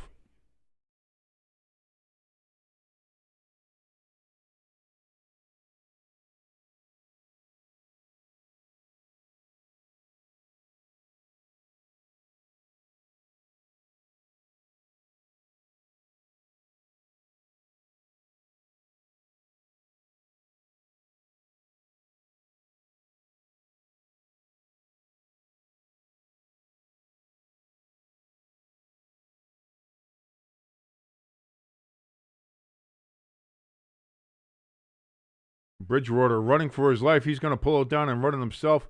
Does a spin move. Gets a couple yards there, but it's still going to be well short of the first down. But if you're the Buccaneers, I think from this point out, you got these. This is all 4th down territory. Every down is 4th down.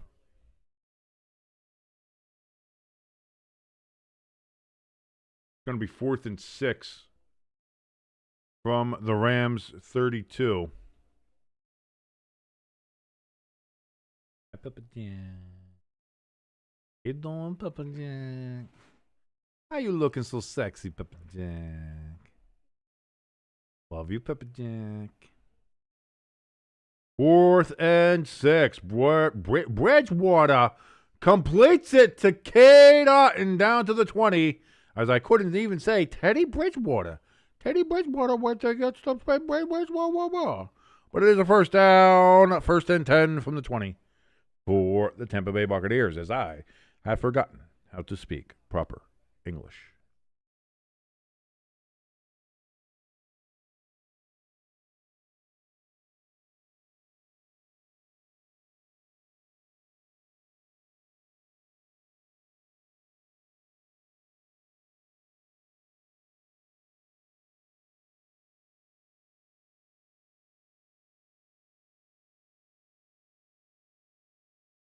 Tucker. He's going to get a yard and just thrown back. Wow, very violently. My God, why do they have to be so violent? Oh, no, can't they just tell him to please return to his huddle in a nice, calm, and orderly fashion? Unbelievable. Such a violent sport for barbarians and savages. Unbelievable.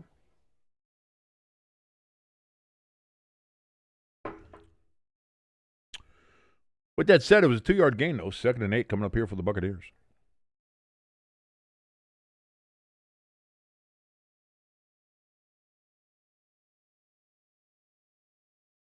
Bridgewater. Bridge over troubled water. Nope, that's a bridge to nowhere. Incomplete pass. 3rd and 8.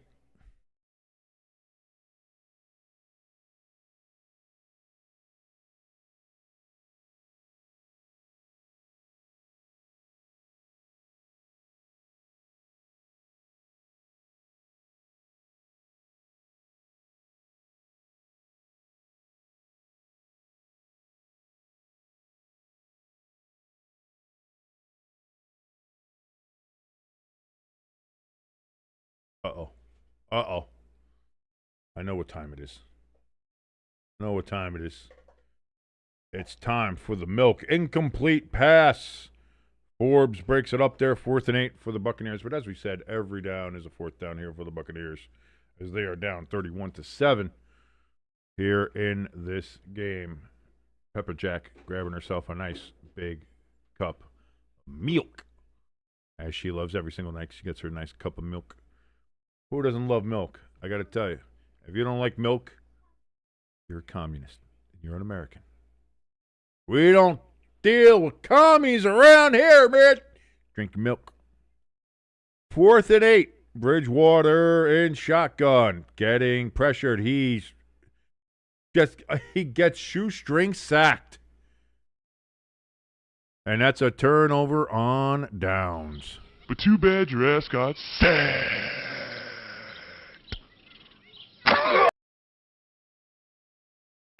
It's not going to be your night if you are the Tampa Bay Buccaneers. 1st and 10 for the Rams from their own 27, 7:48 remaining in the third quarter. This game is, for all intents and purposes, over.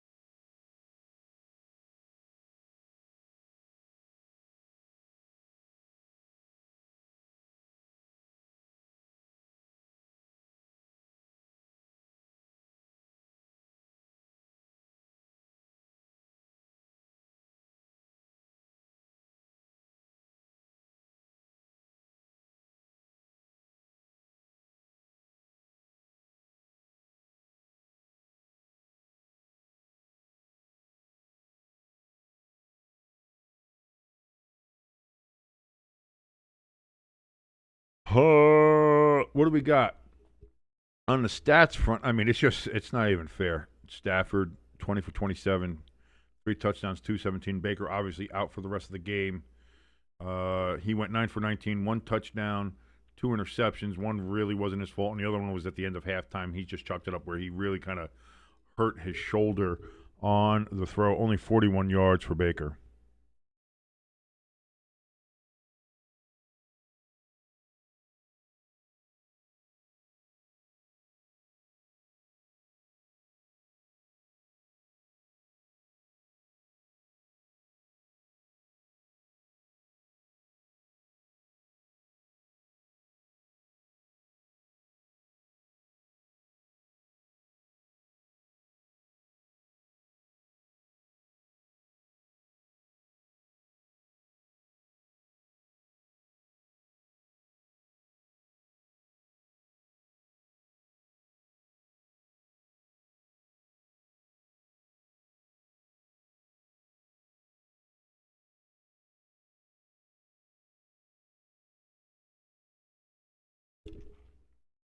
As I just mentioned in another chat as well, again, this game is a blowout, but part of it is entertaining because we are seeing at least good football here from the Rams. We're seeing what good, well-executed football can be. Pass to Puka. Oh, boy, that was a dangerous spot. He had his groin in there. He does get it. I think he's, maybe take a little trot off to the sideline there, Puka.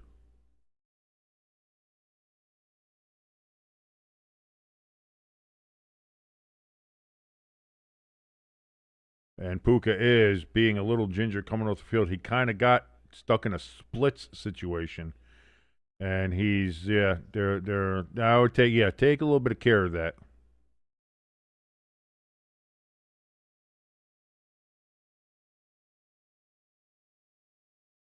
Play action for Stafford. Throws. That's going to be caught. And that's going to be breaking a tackle. First down and more to the 50-yard line. First down, Ramalama Ding Dongs. Jordan Whittington, the receiver there. As this chat's kind of died down, things getting slow here. That's a shame. I do apologize for that. I do try my best. I do try. ELS left us. He was supposed to do trivia. And then he came in late because he was talking to his cousin, and then he came in, tried to do trivia. I missed the trivia. He got upset and left. I'm sorry, ELS. We love you.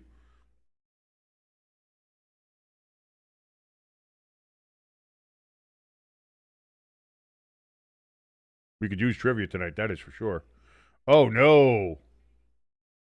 Corum gets the carry, and he's going to lose a massive amount.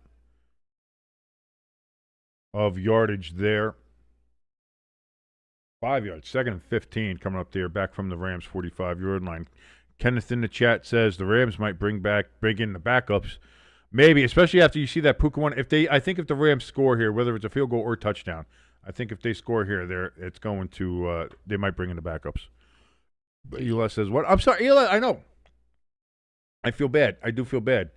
Because I was like, to start off, I was like, oh, where's the ELS? I thought we were having trivia tonight. And then you said that you were talking to your cousin, so you were late. Then you did a trivia question, and I had missed the fact that you did the trivia question. 2nd and 16. What a catch. Davis Allen, the tight end, climbed the ladder to get that one. And makes it 3rd and 8 coming up here for the Rams. And I felt bad because it felt like I don't know if you felt like I was ignoring you or something like that. I didn't want you to feel like that. I don't want you to feel like that, ELS. You do a lot of work for us. You do good things here, especially when it comes to the trivia. So I do apologize for that. And I'm glad you're still here with us, ELS. Great to see you in the chat. Thank you. 3rd and 8.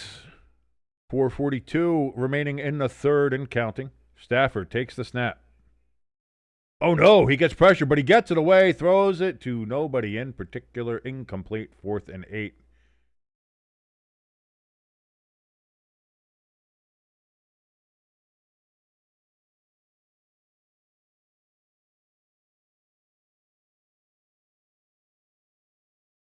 Crafty says, has tonight produced our first Super Bowl favorite of the year? I think people were trying to put teams as Super Bowl favorite earlier on in the year, like whether it be Eagles, Colts, things like that, Bills early on. But I think right now, the Rams are the first legitimate team that I think we can all sit here and have a pretty good concord on and say, fair catch on the punt for the Buccaneers down at their own 8-yard line. That the Rams are the best team in the NFL right now, and if everybody's being honest with each other, is I think the first real legitimate Super Bowl contender, Super Bowl favorite of the 2025 season. I really do think that. And I think they're light years better than the Eagles. Oh, but the Eagles beat the Rams with the help of a comeback assisted by the referees, if you remember that game, which we broadcasted here on Stay Tuned Sports. I called it then. I was very upset with how that game went. But, the fact of the matter is, it was what it was, and it was a loss early on in the season for the Rams. But if we look at it now, if the Rams were to play the Eagles today, the Rams would blow out the Eagles. I don't even think it'd be close. The Eagles have a good defense, but that Eagles offense against this Rams defense, please. And who else in the NFC right now is going to hold the game? Now, again, the Niners got the better of them a couple weeks ago, about a month or so ago. And, of course, we have the Eagles game. Obviously, those are the two losses that the Rams have. The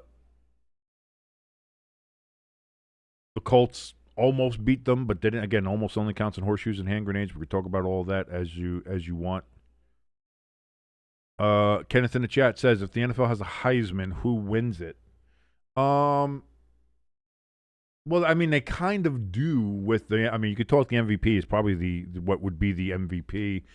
The Heisman is the MVP. MVP is a Heisman. You can kind of do interchangeable like that. Right now, taking everything into consideration and looking at all the candidates, I think you have to give it to Stafford for now. I think you have to give it to Stafford right now, taking everything in total. Now, again, you can still look at different players here, different players there. I still like Jonathan Taylor, but he did not have a spectacular game today. So you can look at that as being whatever. Obviously, I think Daniel Jones, unfortunately, has fallen out of that conversation. You can still talk about maybe Drake May if he has better games going forward.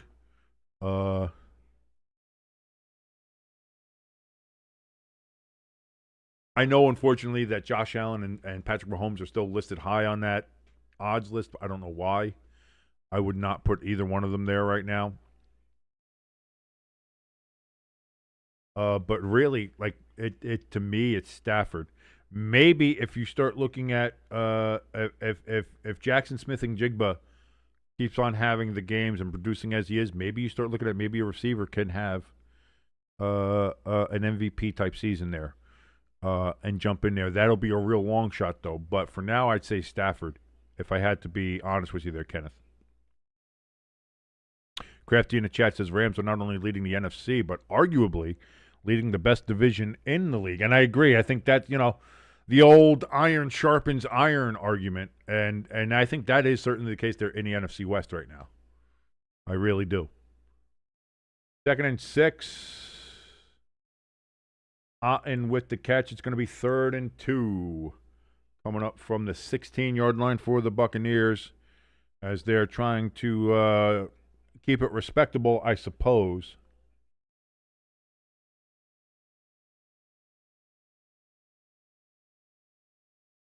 Verse on the field, sorry.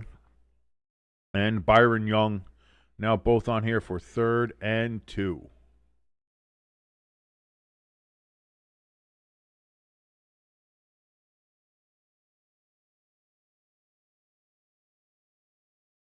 Thrown, and he's going to be a yard short. 4th and 1 coming up here. By the way, it is now official. Baker Mayfield has been ruled out of the game with his shoulder injury officially out. It is Teddy Bridgewater the rest of the way for the Buccaneers.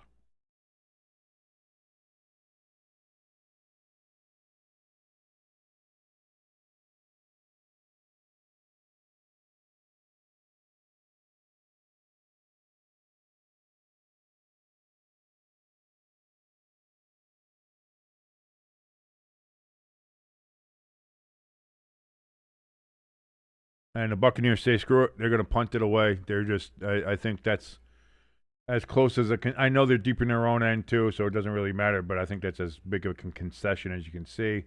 Rams return the punt up to the 35-yard line. And 36, they officially say, 1st and 10 for the Rams. 2:14 remaining in the third quarter as we are just moseying along here.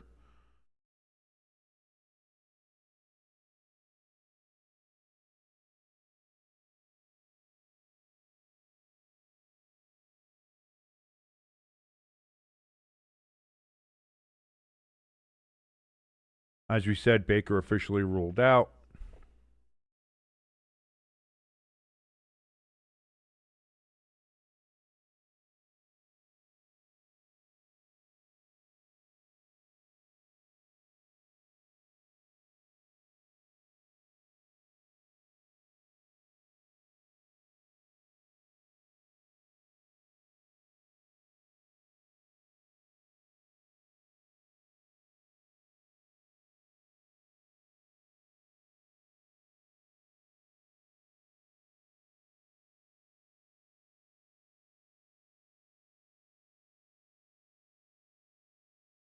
Liam Cohen giving an electric speech in the locker room after the Jaguars win in overtime against Arizona, saying we're not fucking apologizing for fucking wins.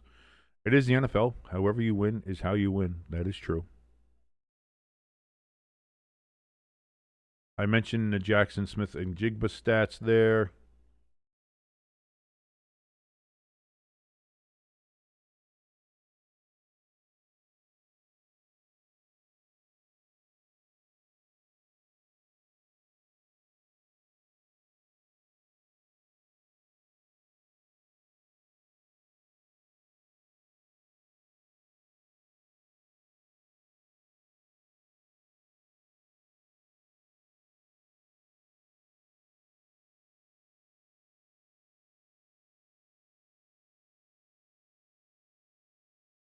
What was Shador's stats today? Did he have let me look that up.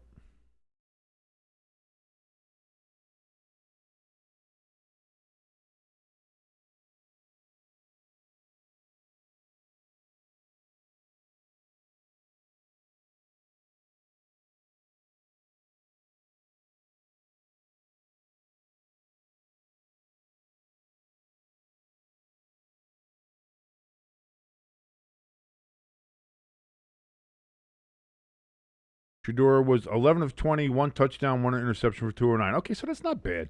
That's honestly not. I mean, it's a little over 50% on the passing percentage.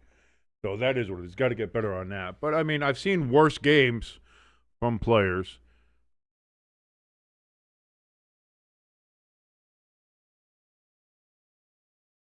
Devontae Adams climbs the ladder, catch, and a first down for the Rams. Oh no, flag on the play. Holding on the Rams. Oh, what a play by Devontae. Gets wiped out.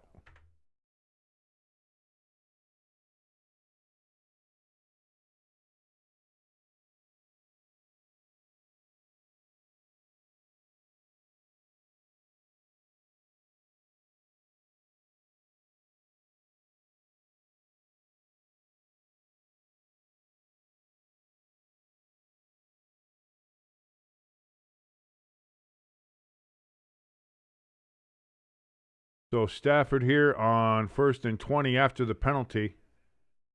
Gets it to Allen. He gets it all the way down to the 40-yard line. That's going to be 2nd and 5. A 15-yard gain on 1st and 20.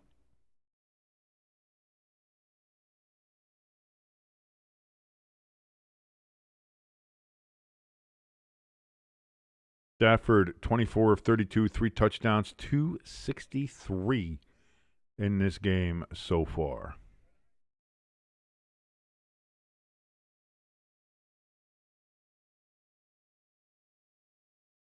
Stafford rolls to his right, throws. That's going to be caught by Devontae Adams. We have another flag down on another Devontae Adams catch. What's this one going to be?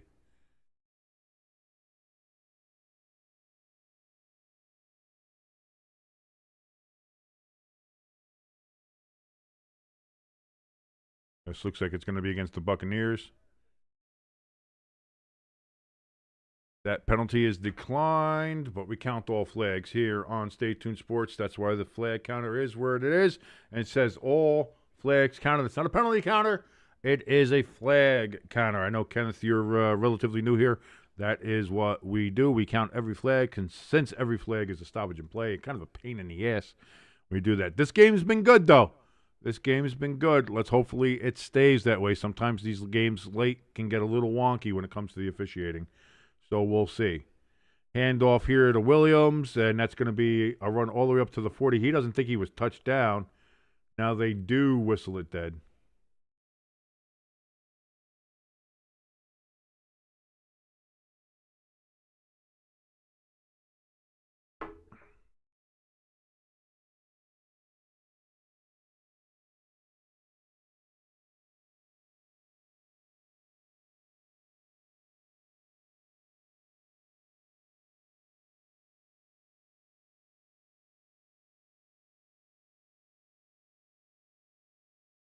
Man in motion.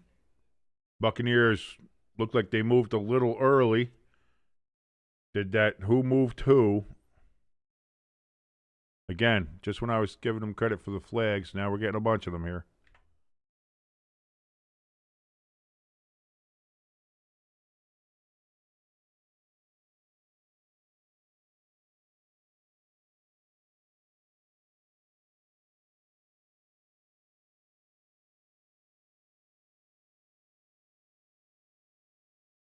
So, no foul. So they sat there, discussed it for a minute and a half just to say no foul because the quarter had ended. But, again, now you know why we count all the flags. Because things like that, kind of a pain in the ass. But, ladies and gentlemen, we've made it to the fourth, 31-7. Rams lead over the Buccaneers. This game has been kind of what it is. But you know what we do here, except for the last game with the Eagles where we didn't go all 4 quarters. We kind of flip-flop back and forth, trying to find better games. Won't do that again. Won't do that again. That was a mistake on my part. But anyway, got the 4s up all 4 quarters, just like the players and coaches do on the sidelines. It's the 4th. You throw the 4 up to show your dedication to all 4 quarters. So in the chat, put up a 4 if you can. Any way you can, with the number 4, with an emoji, with the Roman numeral 4, with 4 tally marks. Tally me banana. However you want to do it. Go ahead and get the 4s up. ELS has got his 4 up in there. You can get your 4 up in there. Get all the 4s way up in there. ELS with some breaking college football news. The University of California at Berkeley, those hippie socialist communist motherfuckers. Cal has fired their head coach, Justin Wilcox, per Pete Thamel. They are done with old Justin Wilcox, as Cal has not performed up to snuff. And so they have fired Justin Wilcox. Somehow, the Maryland coach still maintains his job.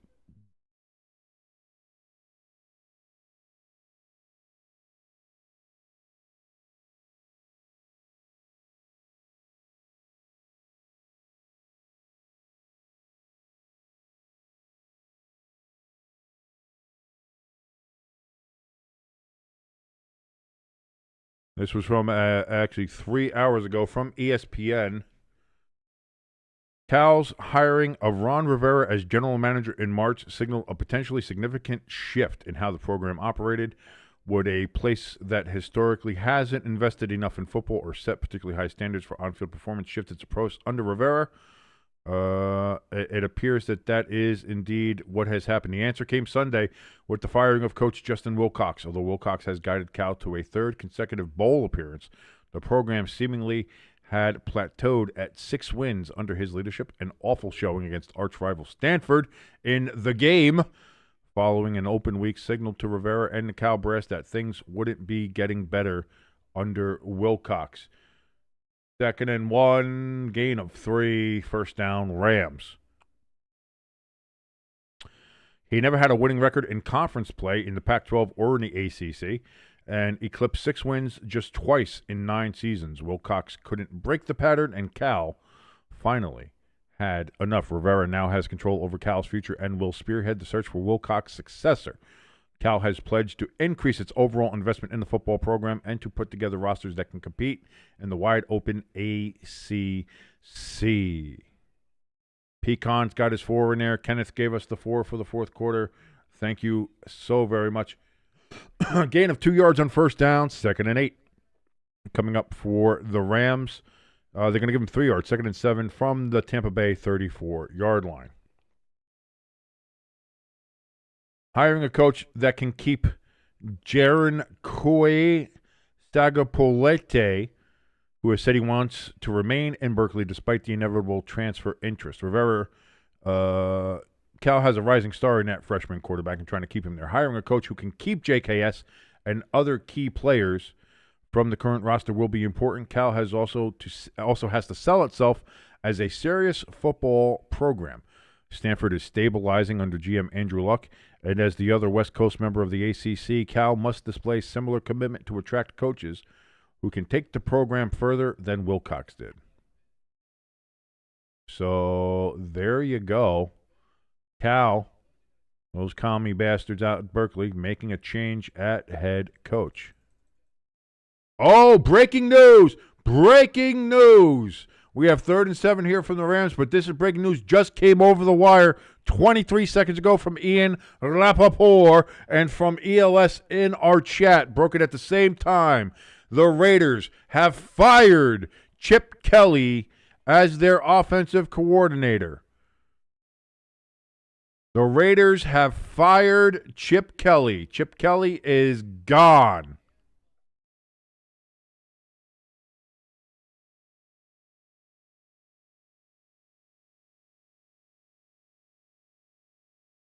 There's no story. I don't have any story. Nothing left. By the way, 4th and 7 for the Rams. They're going to kick a field goal here to make it 34-7. For the thicker kicker snap, hold, kick is up. Bucks tried their best to block it, but it is not good with big boy McGee. And he knocks it through 34-7 here with 13:35 remaining in the fourth quarter. Chip Kelly, far. He got the old Vince McMahon, you're fired.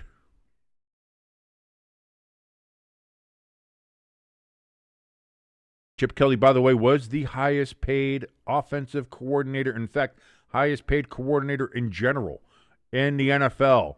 Now gone. People commenting that Shedeur Sanders is already altering the league in a positive way. Comments also say, these are comments in Twitter. Hopefully he's taking Geno Smith with him. Took them this long to fire him? Damn, the Raiders might be even more poverty than we realized. Highest paid coordinator in the sport doesn't make it past Thanksgiving. Wild times we live in. This is just what my Eagles need to do, says JB233. Send Max Crosby over to the Bears. Time for you all to rebuild. They have a lot more problems than their coaching staff. Highest paid coordinator, by the way. Waiting for Eagles to do the same. Gino and Pete next. Take frickin' notes, Giants, says Zach Morris. I don't believe it's that Zach Morris. Could be another Zach Morris as well. I don't think that's Saved by the Bell Zach Morris. Should have never been hired to begin with. Did him a favor. He can go get one of those college jobs now. Bring him back to OSU. Bring him back for a title run. Nice little payout for the old boy. Oh, man.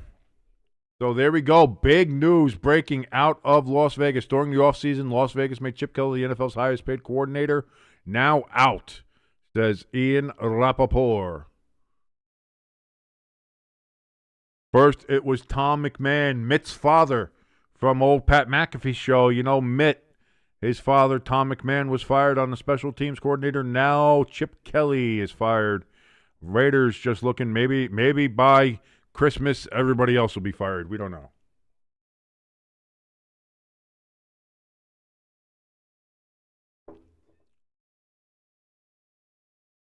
Crafty says, so Chip Kelly still sucks? About as surprising as water being wet. Jimbo could have told us this, being an Eagles fan as he was. But that's some incredible, incredible stuff. Oh, I want to see Sirianni cry. Hold on.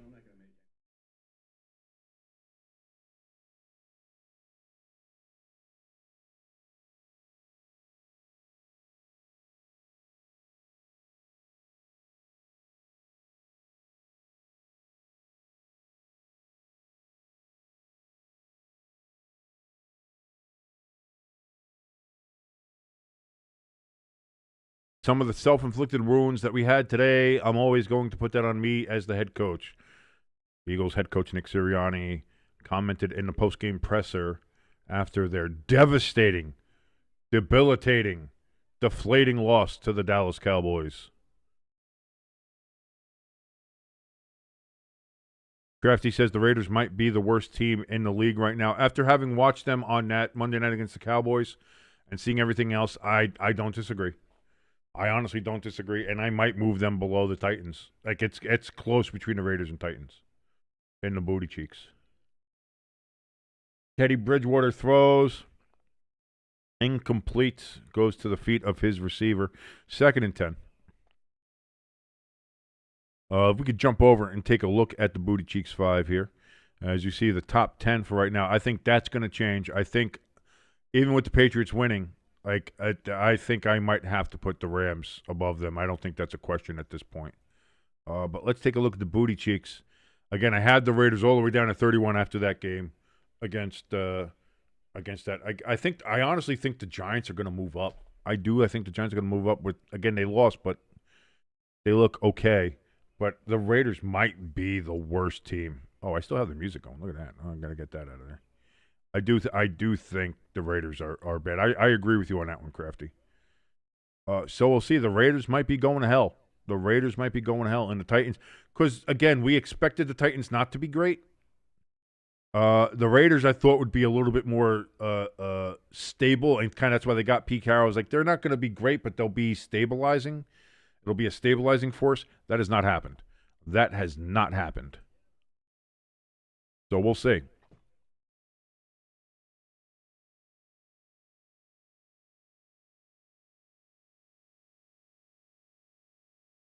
$13:27 remaining here. 3rd and 10. And that's going to be a sack. But too bad your ass got sacked.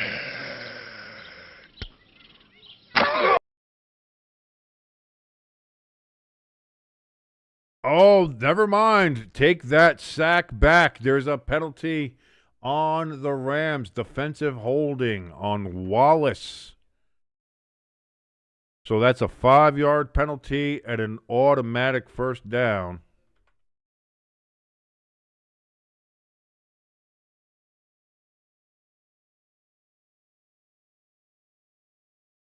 Yeah, and he was holding them. Crafty says the Titans have put up some tough battles lately. Kenneth in the chat says the Raiders are basement team, and it's hard to argue it at that point. So here we go, 12:58, fresh set of downs here for Tampa Bay after the penalty. White takes the carry, and it gets a big carry down into Rams territory at the 44-yard line. First down, Tampa Bay. Crafty says the refs are desperate for some TV time. It feels like that. It's like, the first half, we had one flag. What is this? Communist Russia? Nah, we need more TV time.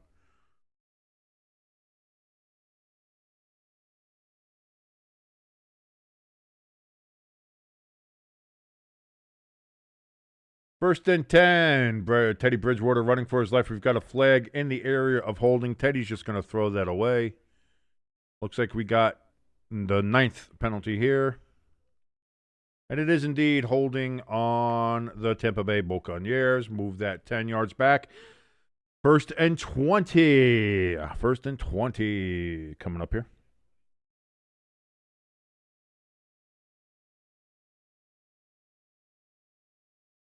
Crafty says Bridgewater comeback incoming. It is not looking that way, Crafty. I see what you're saying. I see your big sarcastic smile. But I don't think it is going to work out this time.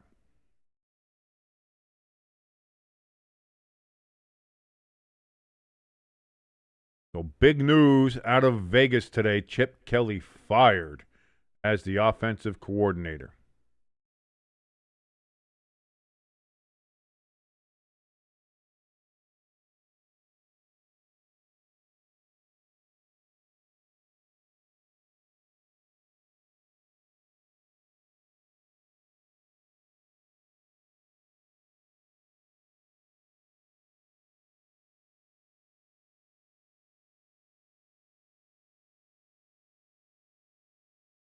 Second and 18. Throw down the middle. That's going to be caught. And on the move is Inglewood as he gets down to the 20-yard line. First down. Buccaneers at the Rams 20. So maybe we spoke too early. Maybe Bridgewater's going to lead them all the way back here. We don't know.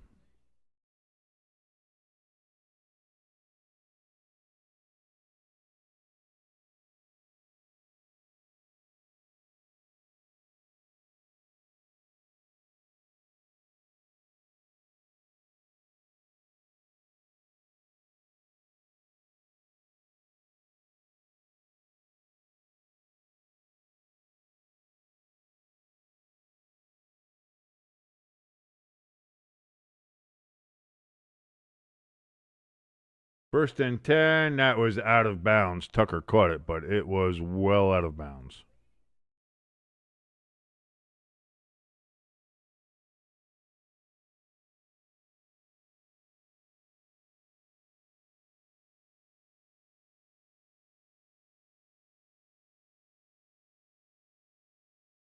So now that Chip Kelly's gone, now all that's left for Ian Rappaport, Adam Schefter, and the insiders to do is to announce Shane Bowen being fired by the New York Giants. That would be the next best thing.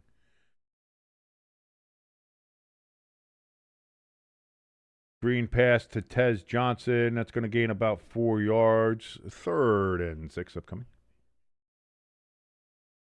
10:49 remaining.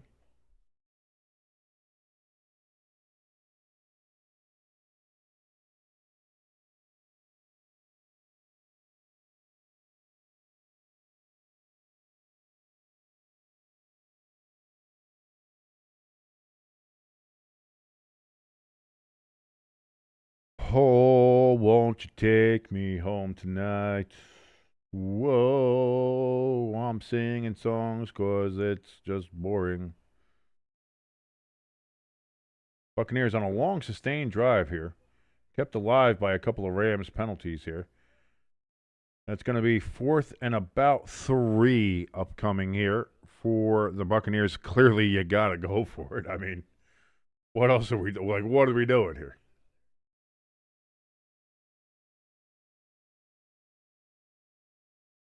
Get in the end zone. You need points. May not help you, but at least it'll look a little bit better.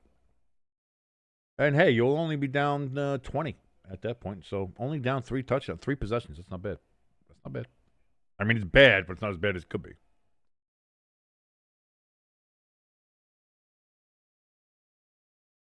Being down 20 is better than being down 27. Bridgewater, oh my God, he's running for his life, and he gets sacked. And that is going to be a Too turnover. bad your ass got sacked.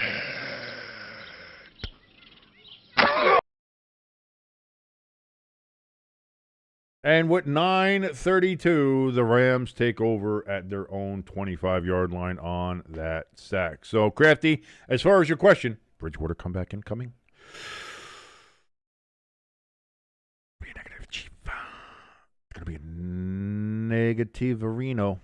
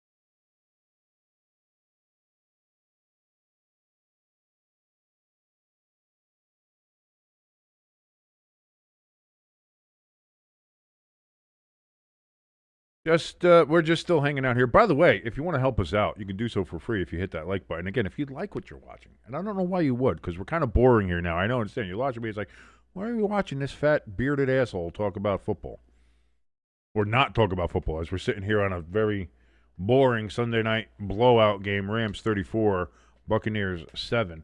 But if you do like any part of this, we're talking about Aquatine and the old school Adult Swim back in the day. If you want to, show your love and appreciation, go ahead and hit that like button. Hit that share button. Let people know that we exist, that we're around.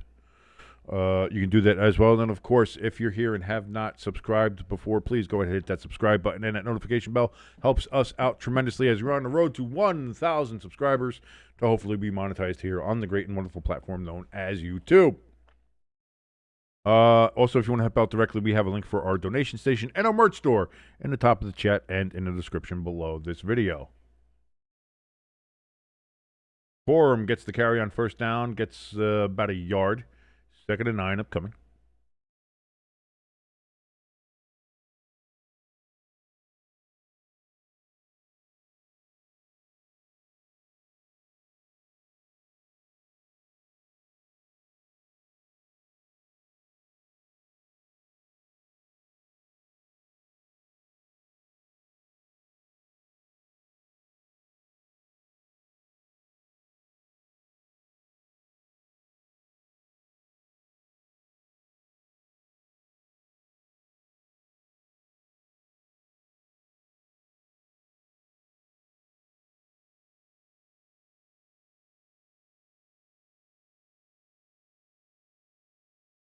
Third down, and how much was that gain there?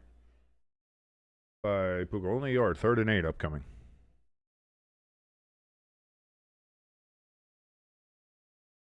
ELS in the chat says, live from Las Vegas, Raiders are celebrating no more Chip Kelly. All Las Vegas stores are out of champagne. And that takes something to buy Vegas out of champagne. But Raiders fans just might do it out there in the great and wonderful city of beautiful Las Vegas, Nevada. Handoff on 3rd and 8. And I think he just gets the first down, does Corum. They're going to say he's short. Oh, I thought he got there. But these officials always mark him like a half a yard short of where I think they are. I'd take a look at that. I'd throw a challenge flag. Why not? We're already at this point in the game. Who gives a fuck? 4th and inches. And the Rams are going to punt on 4th and inches.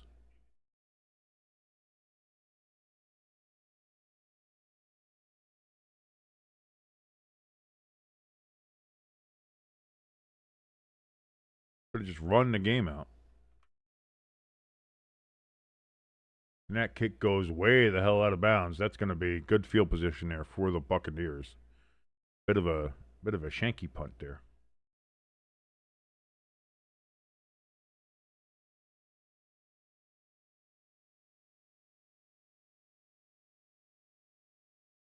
Ken says the Raiders nerds to fire the whole staff. I think they're. I don't know if you want to get rid of Pete, but I mean Pete put this crew together, and they've already fired 2 of the coordinators now. They fired special teams coordinator and your offense coordinator, which by the way, highest paid coordinator, either offense or defense in the league, and now you fired him. Geno Smith has been horrendous, and Pete has shown no willingness to make a switch at quarterback when it's obvious it's just not working with Geno. And like I said, I'm not saying Kenny Pickett's going to be any better, but he can't be any fucking worse. And just Pete will not make that switch. And like many people have said, both in here and in the Rubber Room Discord and in the main Discord on Stay Tuned Sports, Pete holds on to his guys. He stays loyal to his guys and will stick with them longer than is needed. And we're seeing that in this case with Geno. So again, the Raiders have a lot going wrong with them. I don't know what to do. I thought them getting Pete Carroll and Geno Smith, I thought that would not make them great, but I thought it would be at least a stabilizing presence for them, and that they'd be able to hover around the 500 mark. Boy, was I wrong. I was incorrect on that particular take. And I don't know what the future holds for the Raiders, but it's been quite a while now with the Raiders of, are they, the stuff that happened with Gruden, and then, they had Bisaccia there, and they made the playoffs with Bisaccia, and everybody loved Bisaccia, and then they got rid of him and hired Josh McDaniels, who is an absolute asshole and was an asshole. Everybody hated him. And he tore that Raiders franchise down from what they really had there with Derek Carr, and he alienated everybody and every good player that was there. And then they fire him, and they get Antonio Pierce, and they play better. They don't make the playoffs, but they play better. And then they hire Antonio Pierce as the coach, and that was the wrong thing to do. They hired the wrong interim head coach when they had the chance to, and they said, "Oh well, we're not going to miss this opportunity again." And instead, they hired Antonio Pierce, and that turned out to be a disaster. And so then they get Pete Carroll, and you're figuring at least this will be a stabilizing force so they can get things together, and it just hasn't been. So I mean, honestly, this has been. I think since they got rid of Bisaccia, when he had the interim thing, they got him to the playoffs. I think the smart thing would have made Bisaccia the head coach there. They didn't, and since then it has been a downward spiral. Because then not only did they fire Bisaccia, but then they hired Josh McDaniels, and I think that the combination of that, the Raiders have not recovered from that, and I don't think they're going to for quite a while.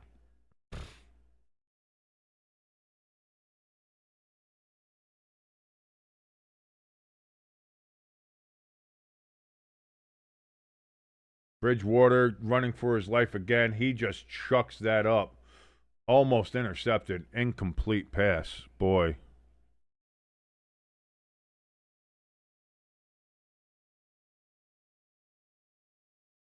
Third and 10 coming up here for the Buccaneers. And it says the Commanders and the Redskins, and the Broncos next Sunday night for the NFL game. I don't want to do it. I don't want to watch that game. I might skip Sunday Night Football next week. I might do a 1 o'clock and 4 o'clock game and skip Sunday night. I might skip Sunday night. I can't sit through a fucking Denver Broncos game. And then, I just can't. I can't do any more bad football. And here's the thing. Tonight, the reason I'm not, like super harping on this game, it is boring because it's a blowout. But, again, it's not bad football because the Rams are a good team. Like, that Cowboys and Raiders game last Monday night drove me to the brink of insanity because it was bad football. We've seen a lot of bad football this year. That Broncos-Redskins game is going to be bad football. Pecan says, hey, send Pete Russell Wilson. Why not? If I'm the Giants, if Pete calls, cut Russ. What are you going to do? 4th and 7 for the Buccaneers. They're going to punt. What are we doing? Let's just end this game, I guess, as quickly as possible. And that's going to go into the end zone for a touchback. Rams get it at the 20-yard line. And Pete got, why not at this point, But although I don't think Pete wants to work with Russ again. So I don't think Pete wants to work with him. That's kind of the thing when it comes to Russell Wilson. A little bit of Russ goes a long way, and everybody's gone a long way with Russ, and everybody's done with Russ. I think everybody's done with Russ. So I don't know, Kenneth. I don't know. Redskins Broncos next Sunday night. I really am feeling like skipping that game. That feels like a skippable game. I know. I think the Giants got a bye next week too. So the Giants aren't even playing next week. So I don't have a Giants game next week. If I'm back in time for Sunday, I might not even be able to do games on Sunday. I might still be at my folks on Sunday. I don't know. We'll see. We'll see what happens.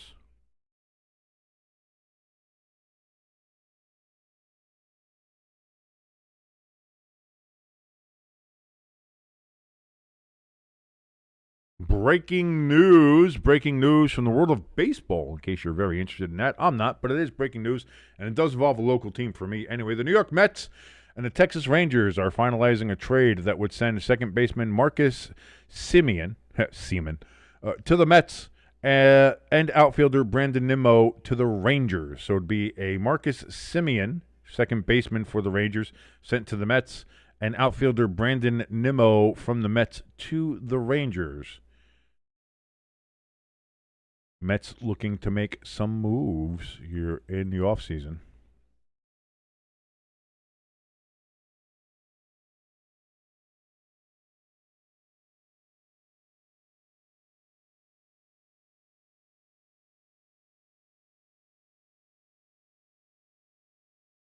By the way, the little stat here, in 14 seasons as the Seahawks head coach, Pete Carroll had never fired a coordinator during the season. The Raiders have now fired 2 of their coordinators in a 17-day span. Boy, how times change. 1st and 10 for the Rams from their own 33-yard line. Hand off to Williams. That's going to be a loss of about 5 yards. Not sure why the Rams still have all their starters in, but they do. But they do. Oh, boy. Oh, that's a weird cough. Oh, that one hit weird. Uh-oh. Is this it? I'm coming, Elizabeth. It's over. This is the big one. Oh, Elizabeth, it's over. Coming to see you, Elizabeth.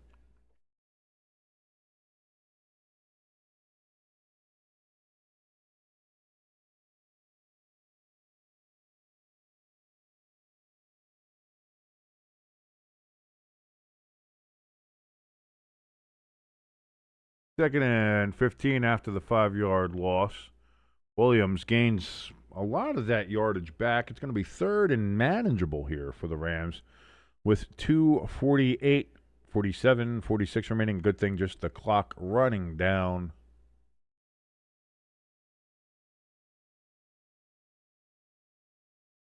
Third and 9. So I said third and manageable. It's still third and long.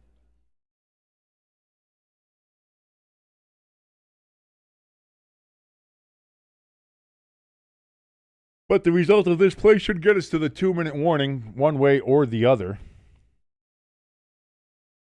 Handoff, and Williams seems to have just stumbled. So he's upset with himself. Yeah, cursing at the sky.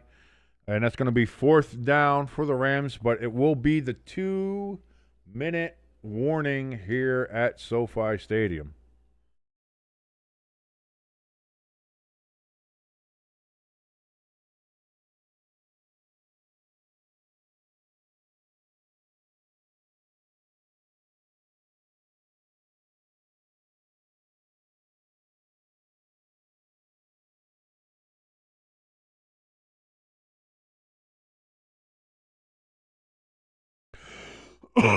Joe, there everybody's kissing his ass. There's Al Michaels and Joe Buck. Tom Hammond, I like Tom Hammond. Tom Hammond was a great caller.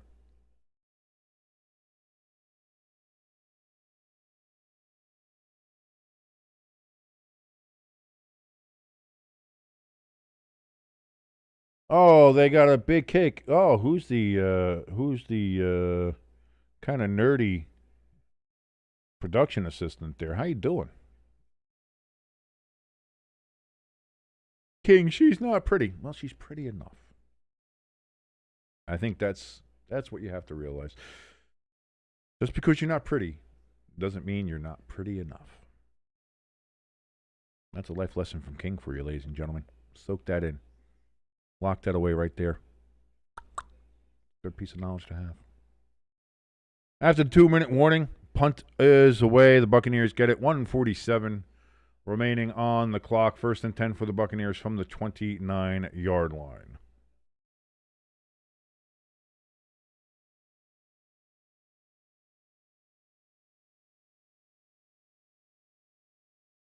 And it looks like I'm going to win my fantasy football game against ELS's second team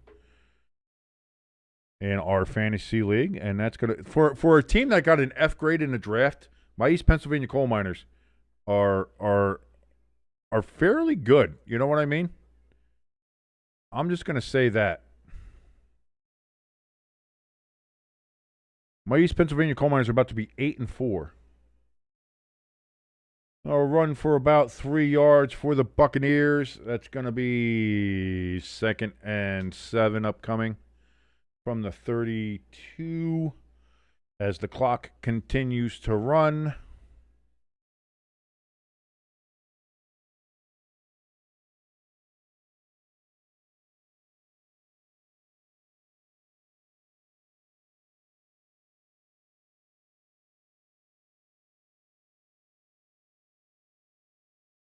.109 remaining.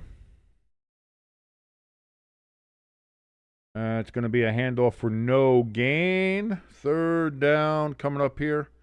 And this should be the final play of the game as we're just winding down here. I certainly hope everybody enjoyed their NFL Sunday. Even though my Giants lost, it was a fun game to watch.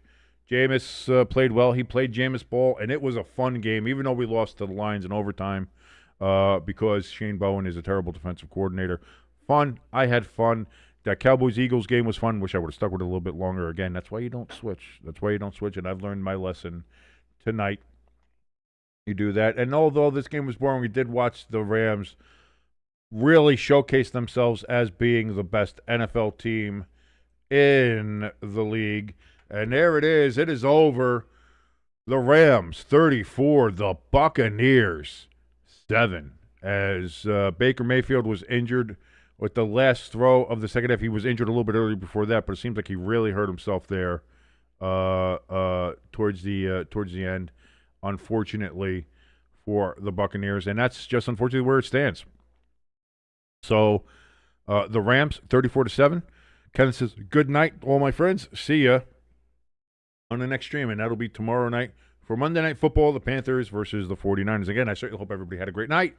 If you did, and if you liked watching anything of the last 10-plus hours or so of us here on Stay Tuned Sports, please leave a like. Please share us, share the channel around, let people know that we exist. That would be fantastic. And, of course, if you're not yet, please hit that subscribe button and notification bell. If you want to help us out in a little bit more direct fashion, our donation station and our merch store in the links down below. You can go click on any one of those. You can donate any amount, and we will appreciate, obviously, any amount that is donated. And also, we have the merch store there. Everything, T-shirts, hoodies. We have coffee mugs. We have banners. We have coffee in and of itself. You can go ahead and buy very good coffee, by the way. You'll enjoy it. You can get that right now over at bit.ly/staytunedmerch, or again, like I said, in the link below. So until tomorrow night, where the Carolina Panthers will take on the San Francisco 49ers of Santa Clara from Levi Stadium in Santa Clara, 60 miles outside of San Francisco, so far away that you can't even see the city from there. My name is King. This has been Stay Tuned Sports. Have a great rest of your Sunday, folks.